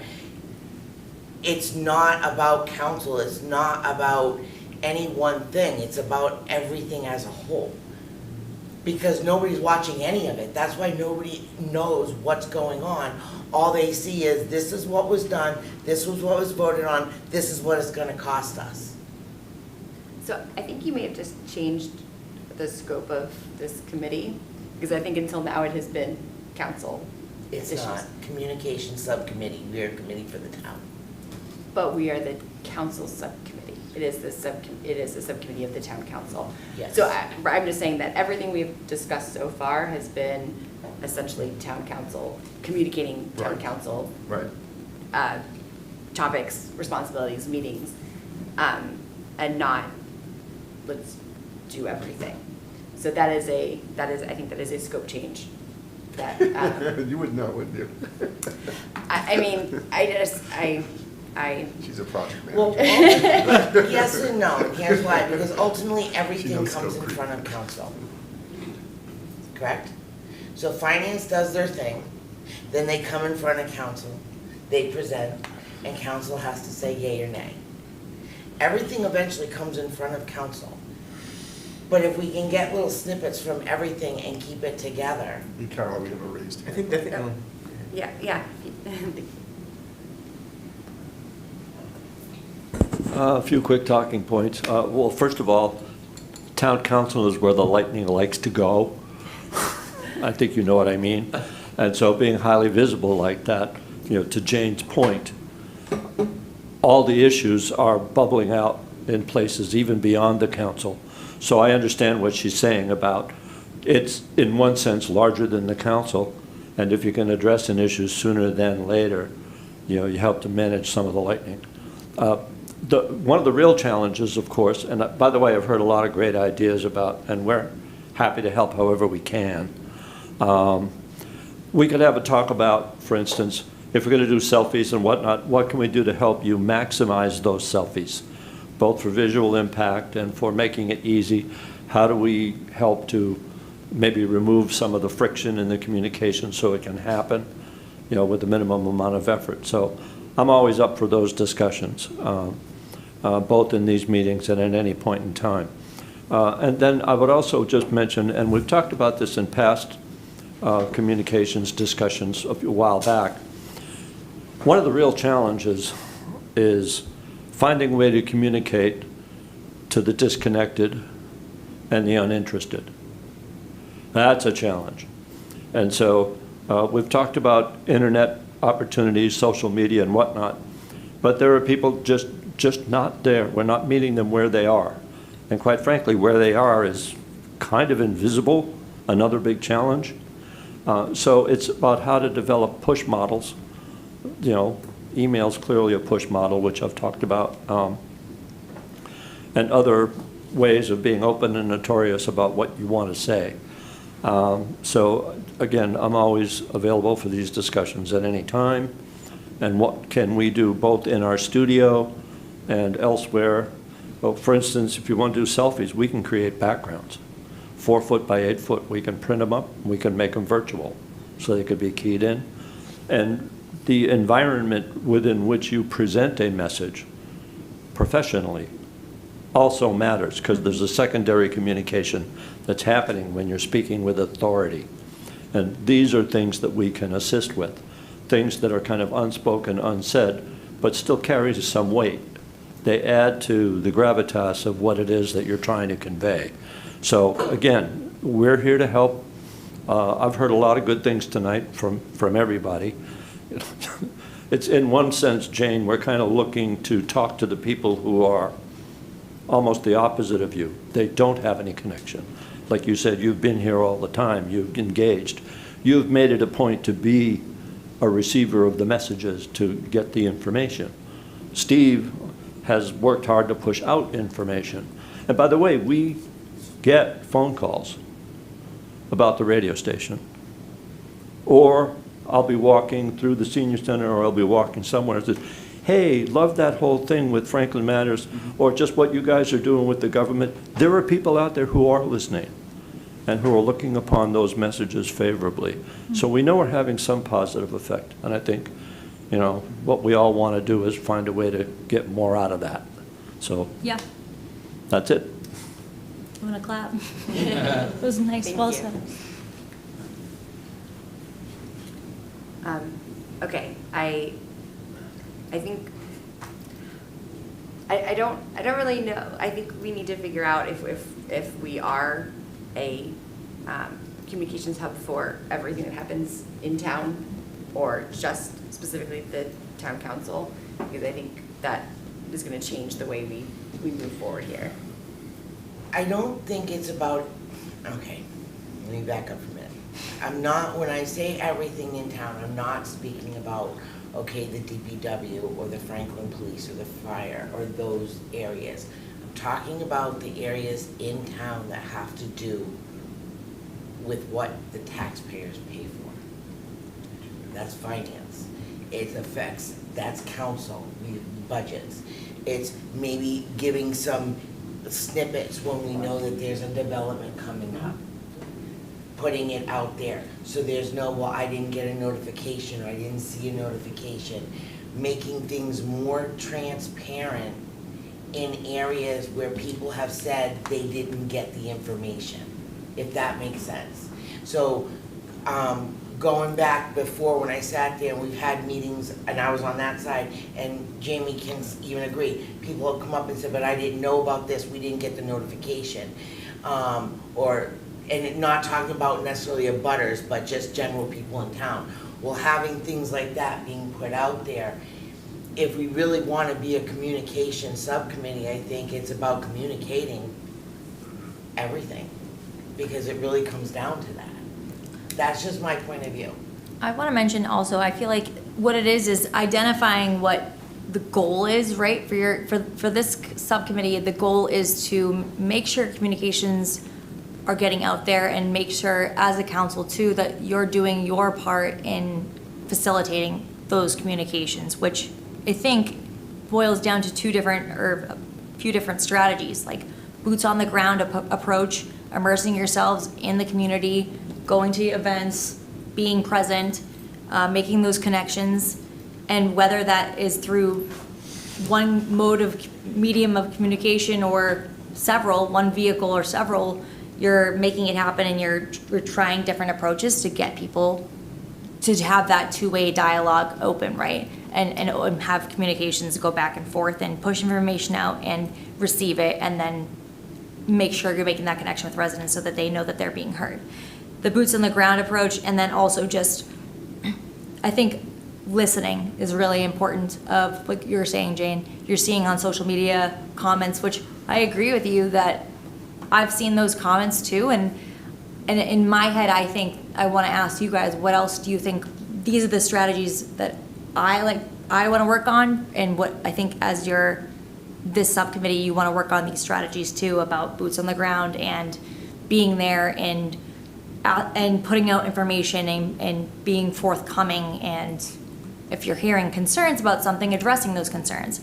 Those are the strategies that I think are the best strategies as a communications person. But I think what I want to understand is, what other strategies or problems have you identified, or maybe not problems, goals that you identified that you want to work on as a subcommittee? So I think a couple thoughts. First off, it's not possible to anticipate every single objection that the community could possibly have against anything. It's just not possible. But I do think, there might be certain things you could prioritize, like, this probably might ruffle a few feathers. Maybe I should be more transparent about this or that. But yeah, to do everything, maybe not. But the other thing is that the planning board and the ZBA are they have their own authority, and the planning board is an elected body. So maybe, instead of maybe us having jurisdiction, maybe, Liz, you could work with planning, the planning department, the planning board, the ZBA, so that we might not have oversight of this, but maybe you can get sort of be aware and put the spotlight on things that might ruffle some feathers, to make sure that it doesn't ruffle feathers in terms of, projects that are coming up or something like that. I do think that a lot of these projects, the planning happens years ahead of time, and people don't realize. They just see something built now. They go, well, how did this get through? Well, this was decided, 2-3 years ago. No one knew about it, or people weren't paying attention because they just, they have other things to do. They have busy lives. So I think that being able to communicate things early, but also, I don't think you're gonna be able to get every situation where people are gonna be upset, because some of these things take time, and then it just, you might have to think about how you process it. But I think a lot of this stuff, I mean, we talk about overrides, we talk about development, I think those are the two not third rails, but things that ruffle people's feathers, and being able to identify those things ahead of time and smooth things over might be helpful. Go through Madam Chair real quick. A couple things we could do, like for example, if you look at our Instagram and Twitter feeds, Liz is back in there posting every agenda. I think one thing that I'll ask her to do is maybe just do a one-page sheet, PDF and some links, how to connect with the town of Franklin. And I think one of the best things that all of you could do is try to encourage people to connect to town and school resources. Number one, I'll give a couple examples. I remember a couple years ago, one of the budget hearings, people complained that they had no idea where the school budget was, and there was a lot of talk about it. And I vividly remember Councilor Hamlin getting frustrated and went on her own, just went to the school website, went to budget, went to like FY25, whatever year it was, and there was like a line item budget. And she said it at a public meeting. And I think some of the connection issues is just to your point. People are so busy, they're completely frazzled.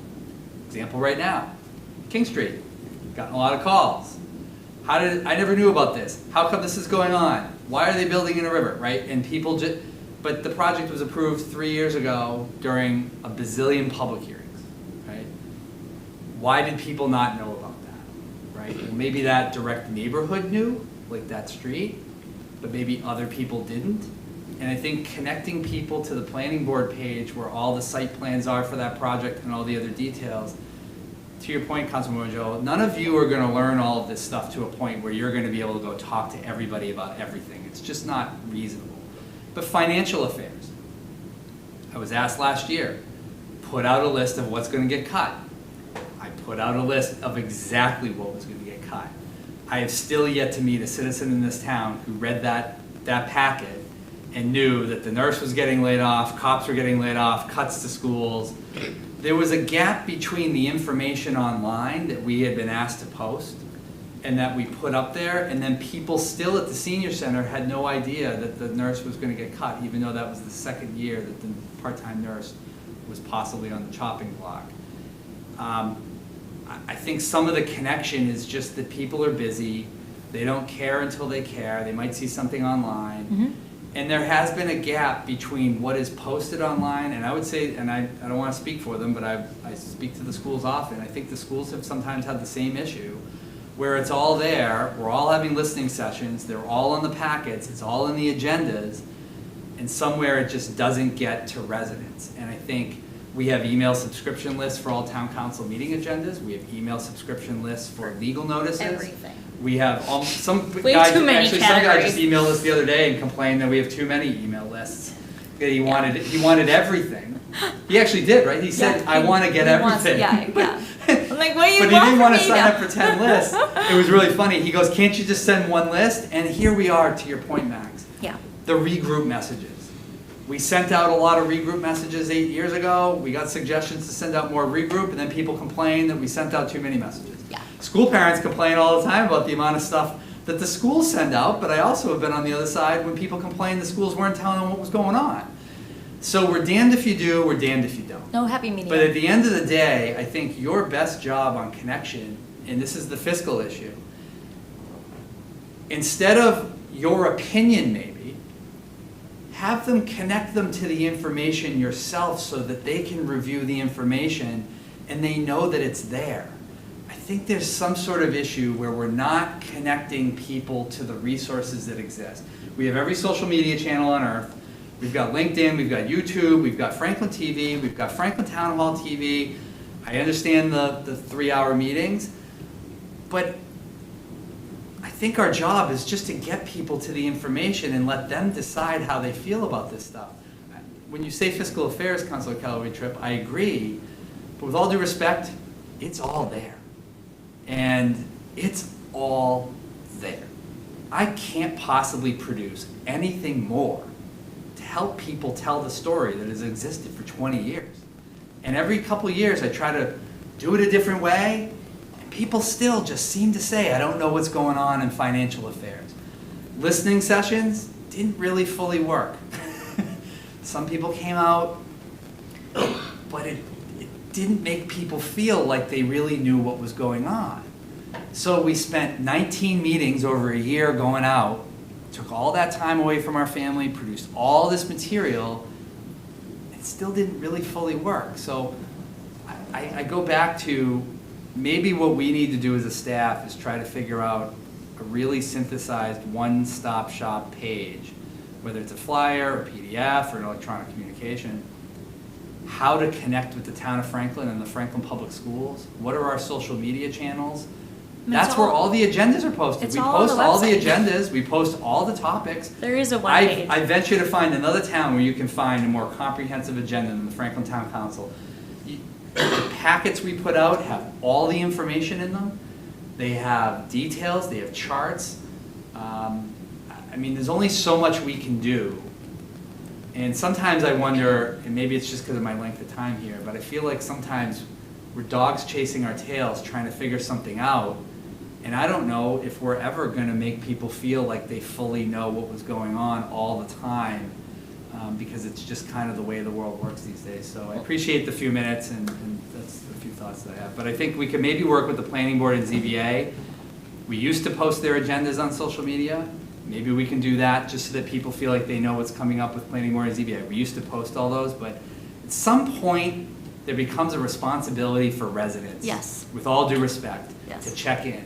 I've heard everything about how nobody could find the Stobart's plans online, and they were right there. I've heard about flock cameras. We have a policy in the dashboard right there. We have tons of issues. It's all right on the website, but we're not really going there first to try to look for things. We're saying everything's missing, but it's really not, there's not a lot missing. Steve? You look like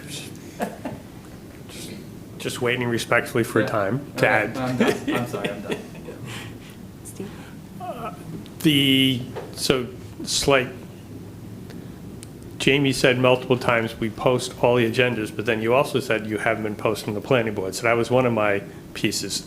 There are notifications, and it's also a problem with the notification system whereby as many notifications as there are for agendas, meetings, calendar items, if you go through, and trust me, I have 2 accounts, I go there periodically because if something gets added, like the communications committee in particular, if that committee got added as a notification, but I had gone in the week before and it wasn't there, I couldn't sign up for it, then it gets added, it does not automatically populate to my accounts because I have to take that action.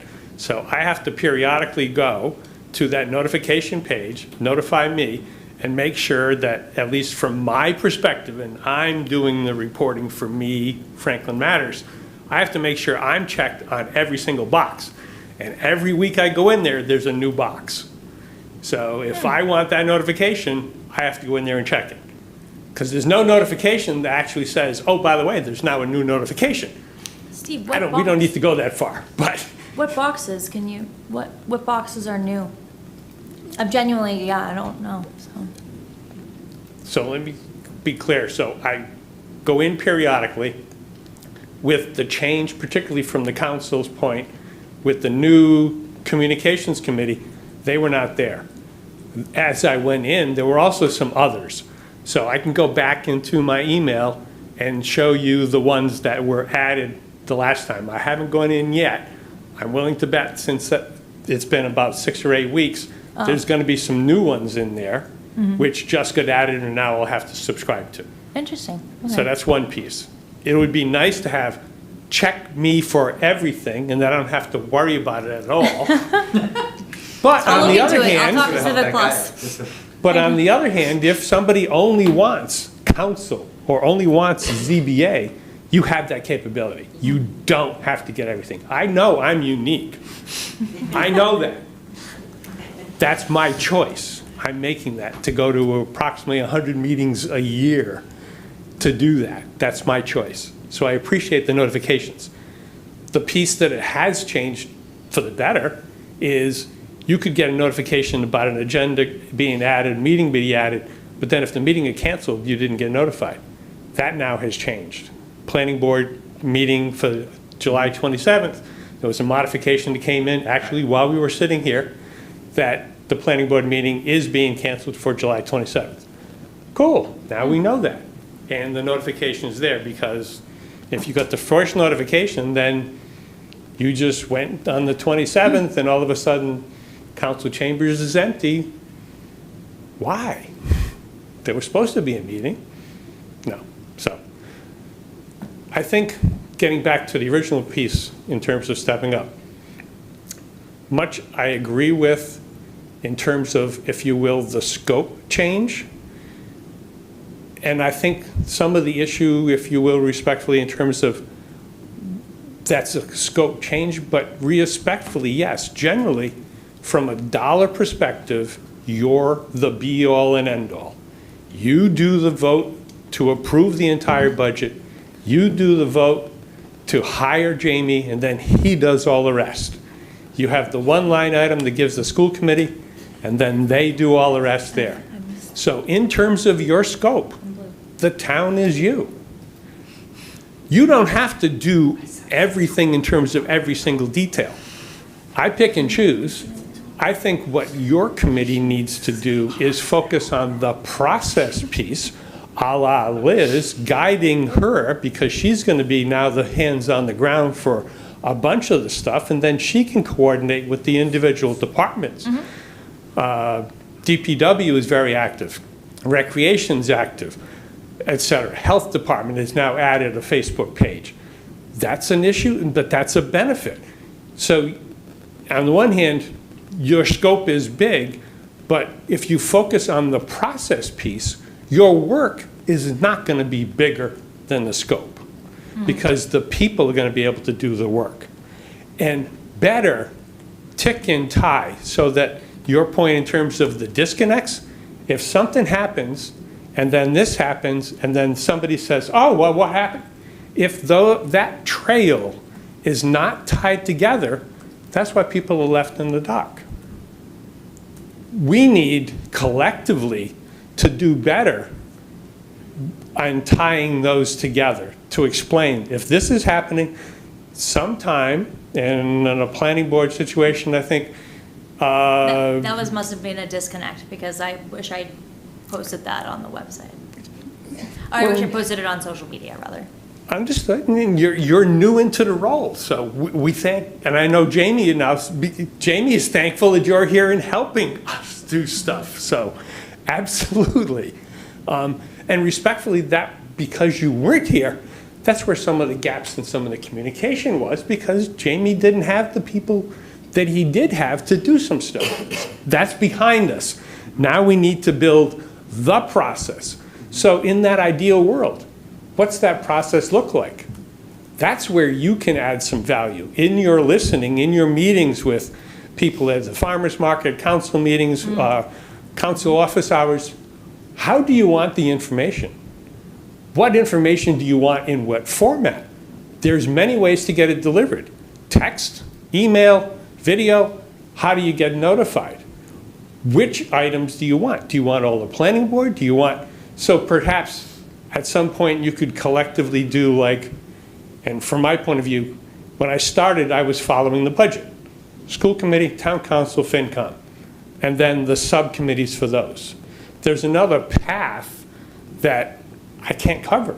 I just don't have the hours in the day to do so. Planning board, design review, Concom, kind of that build side. I'll tap in individually if that's where the big discussions are, just to be aware.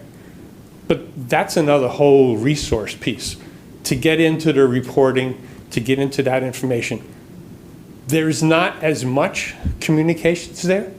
And I mentioned it to somebody, but I'm not sure, Jamie, in the budget narrative, design review committee, because they don't have a budget, was the only, quote, department and/or board that wasn't in the budget narrative.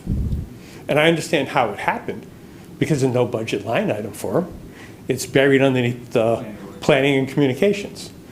But when the design review opportunity in terms of committee members needed, I went to the narrative saying, that's the most current info. There's nothing there. You got to go back to the annual report where that design review piece has that piece. So those are some of the little disconnects that are along the way. But to the extent that what they do produce, we can do a better job sharing and giving the piecemeal, even if it's just a little snippet. Want more on this? Go here. Want more on this? Go here. There's a heck of a lot of info. Excuse me. And when Jamie first came in and we first met, Jamie said, what I want to do may put you out of work. And I said, don't ever think that, because if you do what you need to do, I can do other things, because I was spending an awful lot of time doing the agenda sharing, doing the meeting notifications, because the town wasn't doing that. Now they are. Now we need to get to that next level. Are we getting it to the right people? Jamie mentioned, and I think Pete mentioned, that the people that truly we need to get to are not involved. And it's not just a Franklin problem. National survey, and I forget exactly the source, but I shared it. It's an everyone problem.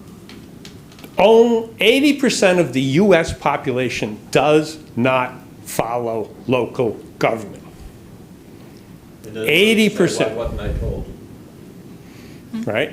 Now, we can consider ourselves pretty good because, oh, by the way, the other side of that, that's the 20% turnout we get for a local election every 2 years. And we do better than that when we get an override, because that's the 40 to 45% turnout we get. So we're getting twice, because now it's a dollar thing, right?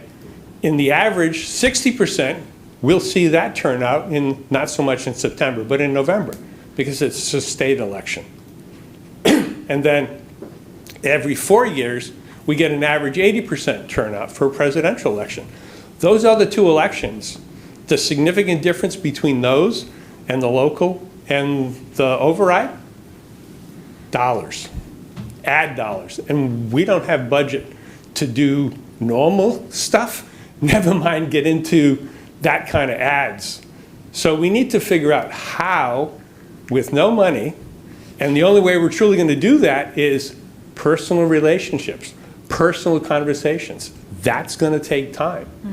Because we can reach the people at the schools through the school children, families, et cetera. Youth sports, that's a known population. You can reach those. Maybe there's not one particular way, but there's multiple ways that's a defined community.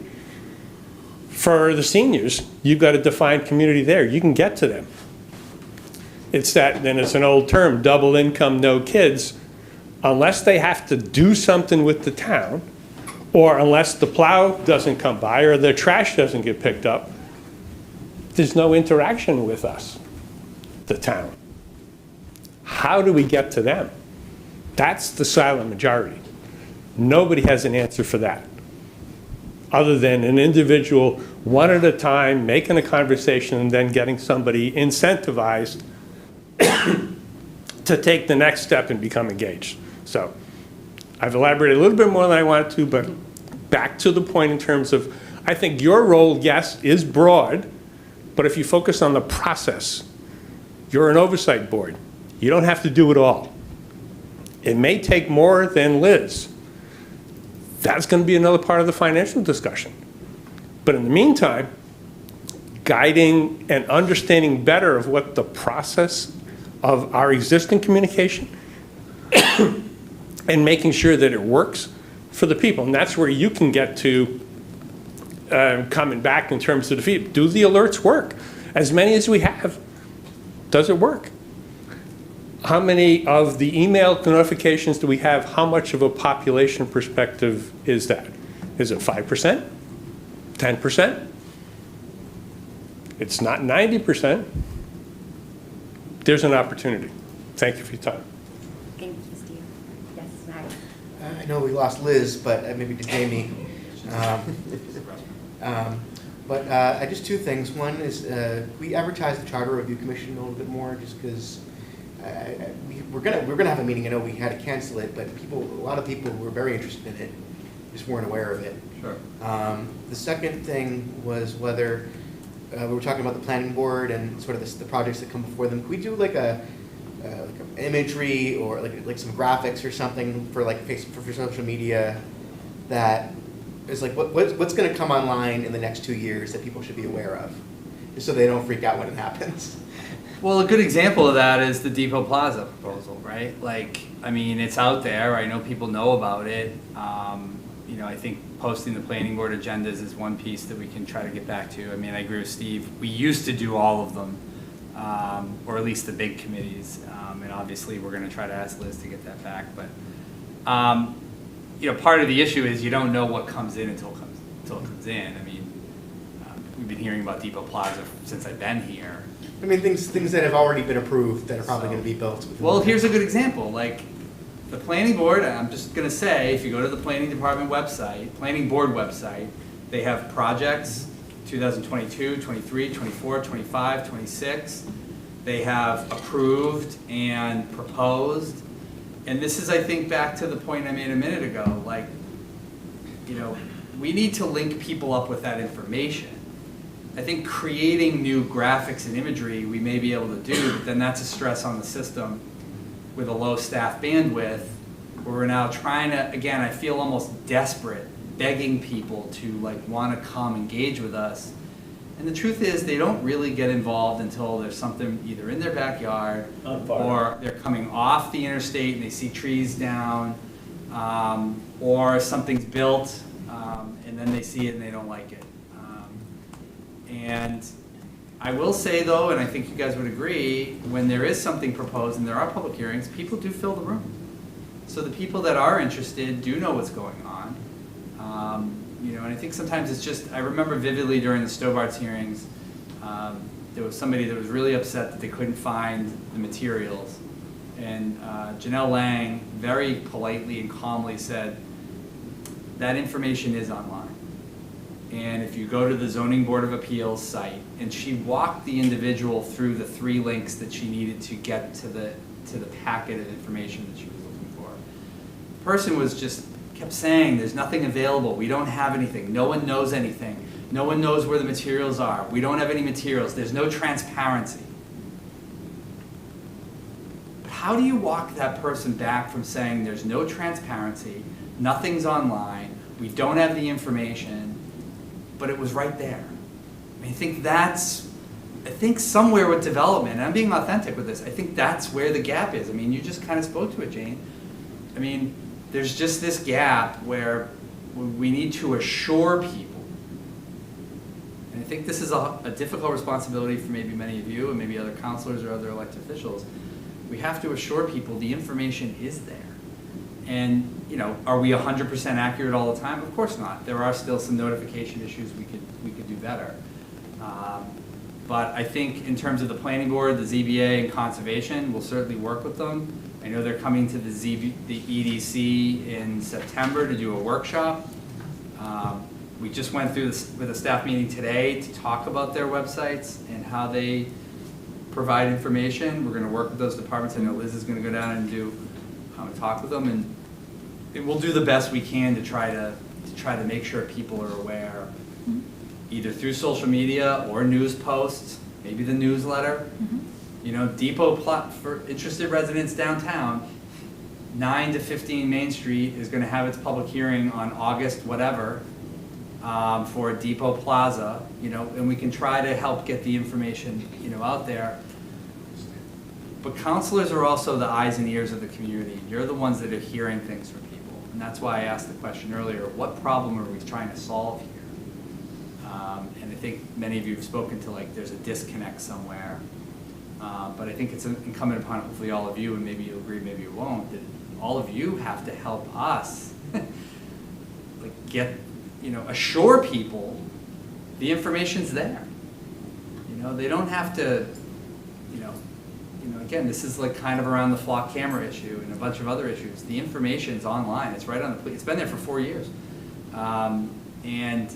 And I think trying to assure people the information is there and trying to connect people to the information or connect people to the department or the staff, I think that's what makes people feel more connected. And maybe these are easier things than what Liz's list was. Maybe these are things we need to focus on a little bit more, because maybe that'll make people feel more direct, more efficient, quicker. Because I think we all agree, people just want what they want when they want it. I mean, ultimately that's what it is, right? They're just too busy. people just want what they want when they want it. And I think all of you are genuinely there trying to do that. I think we are too, and I think we just need to try to do the best job we can to try to connect people to that. Yeah, and it's, again, it really does come back to when there's something, for example, when I see something that I want to learn more about, don't you go and research it? Don't you go and look it up? Don't you go to what would you think would be the main source of information, which would be the town website, which is the official trusted source of information? I would start there first, and then I'd look and I'd research. Maybe it's my news background of the journalist in me, but that's what I would do, is go find the information. If I cannot find the information, then I'd call someone, I'd email someone, I'd contact someone. I'd reach out to one of you that I know in the community and be like, oh, they're a town councilor, I'll reach out to them. They must have the answer. And then if not, you'd find the answer because you'd connect them to Jamie or a department head or whoever it is that would have, or you'd be able to answer that question. But I think it does come down to, like Jamie's saying, it is almost impossible to do more.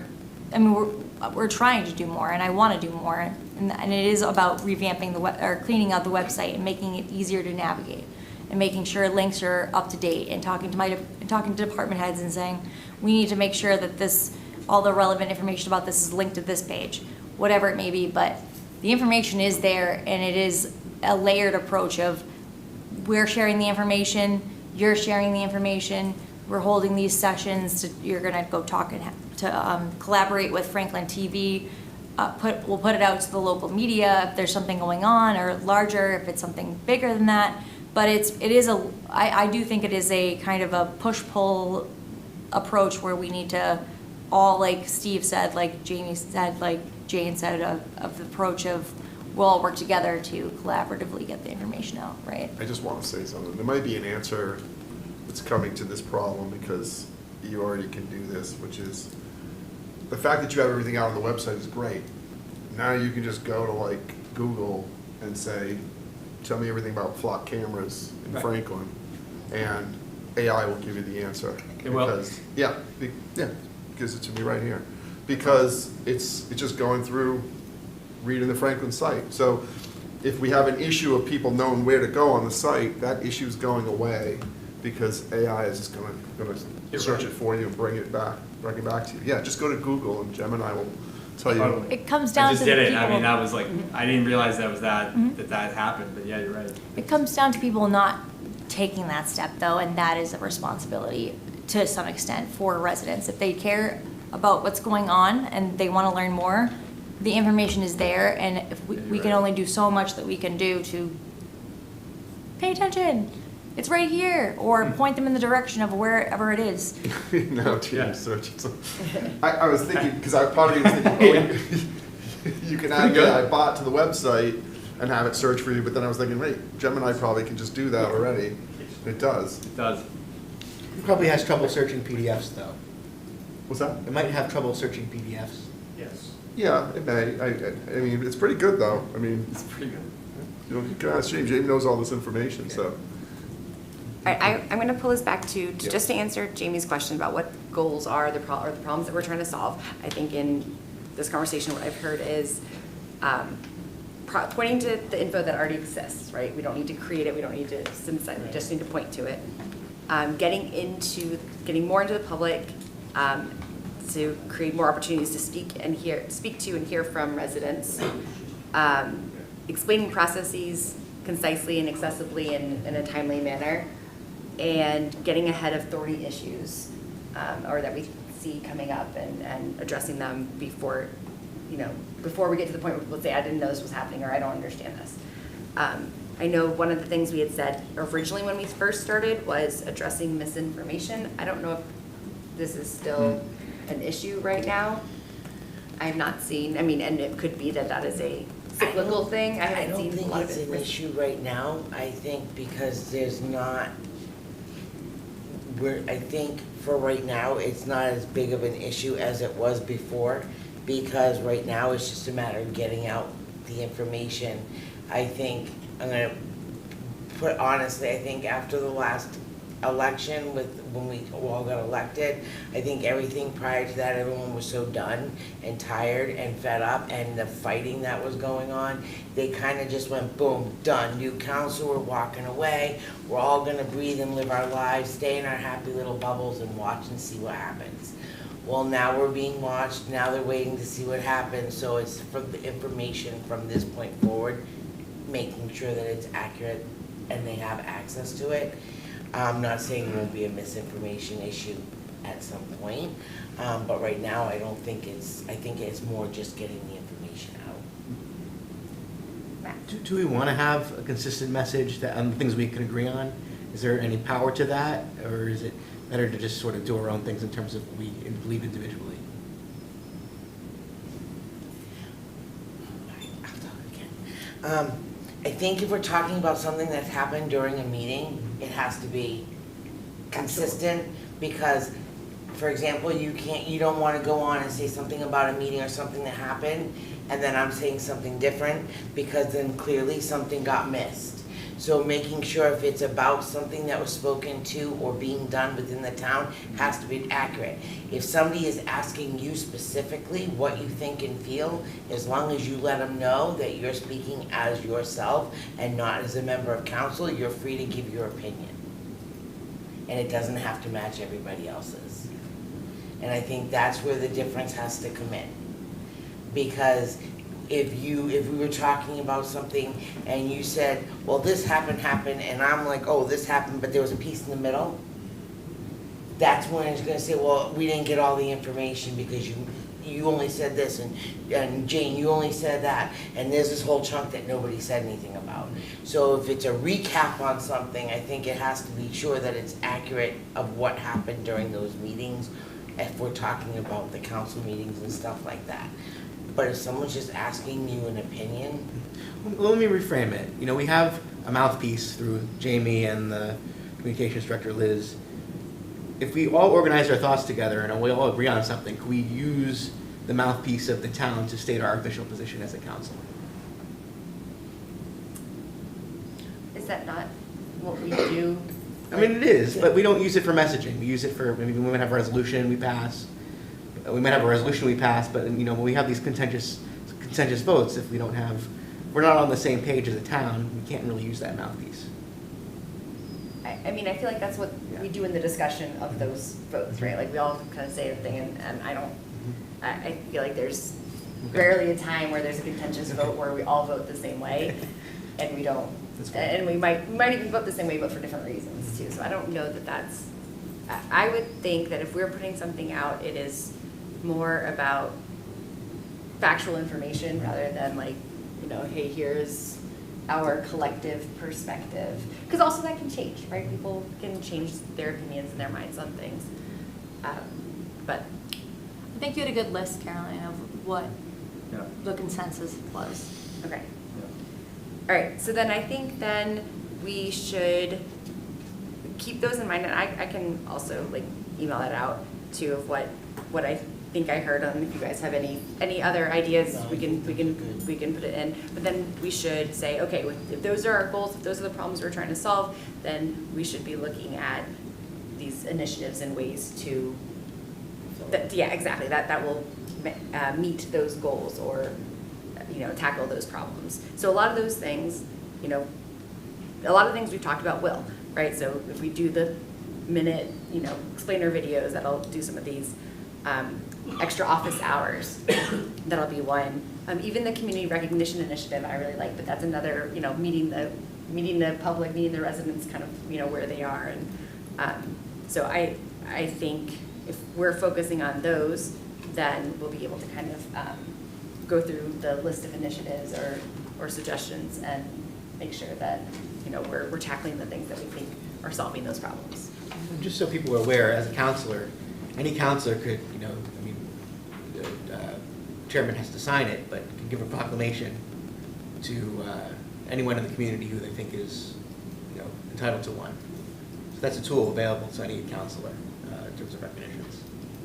That's a good point. Thank you for bringing our attention to that too. And also some of these other things that people can also do, you know, on their own too, right? So if we talk about, you know, getting out, I know Councilor LeBlanc had mentioned that he was gonna try to make a point of going to coffee shops. I know he brought up one, I don't know if he's done more, but like that's something again that people can do individually as well. So, you know, while we do these, there are other things that counselors may choose to do individually as well. All right. I think that was our last topic on the agenda. So we're almost at like 2.5 hours. I don't know if you guys, I think we've done a big discussion here. Do we have anything else that we need to bring up before we close? No, but I do have one question for Franklin TV. The people who watch YouTube, you can tell how many times it's been viewed. There are analytics, yes. Okay, what about the people who watch it off of like Comcast or Verizon? Do you have any way of knowing how many people might be watching that? There is the survey, the community, American Community, what's the name of the survey? The national survey? National community, yeah. National Community Survey, and that has a representative sample of, and they ask specifically who gets their news from Franklin TV. So that might be your best bet if you want to. Well, I was just curious because going forward, not everyone Zooms, not everyone shows up, not everyone likes YouTube. But if we could tell somehow, well, we only had 50 people watching it on Comcast and Verizon, but you know what, a year later, we're at 150. Like, just to see if we're drawing in more people to watch it versus doing it the other way. And I didn't know if you had a way of tracking that or if it's because it's cable you don't. The difficulty with cable.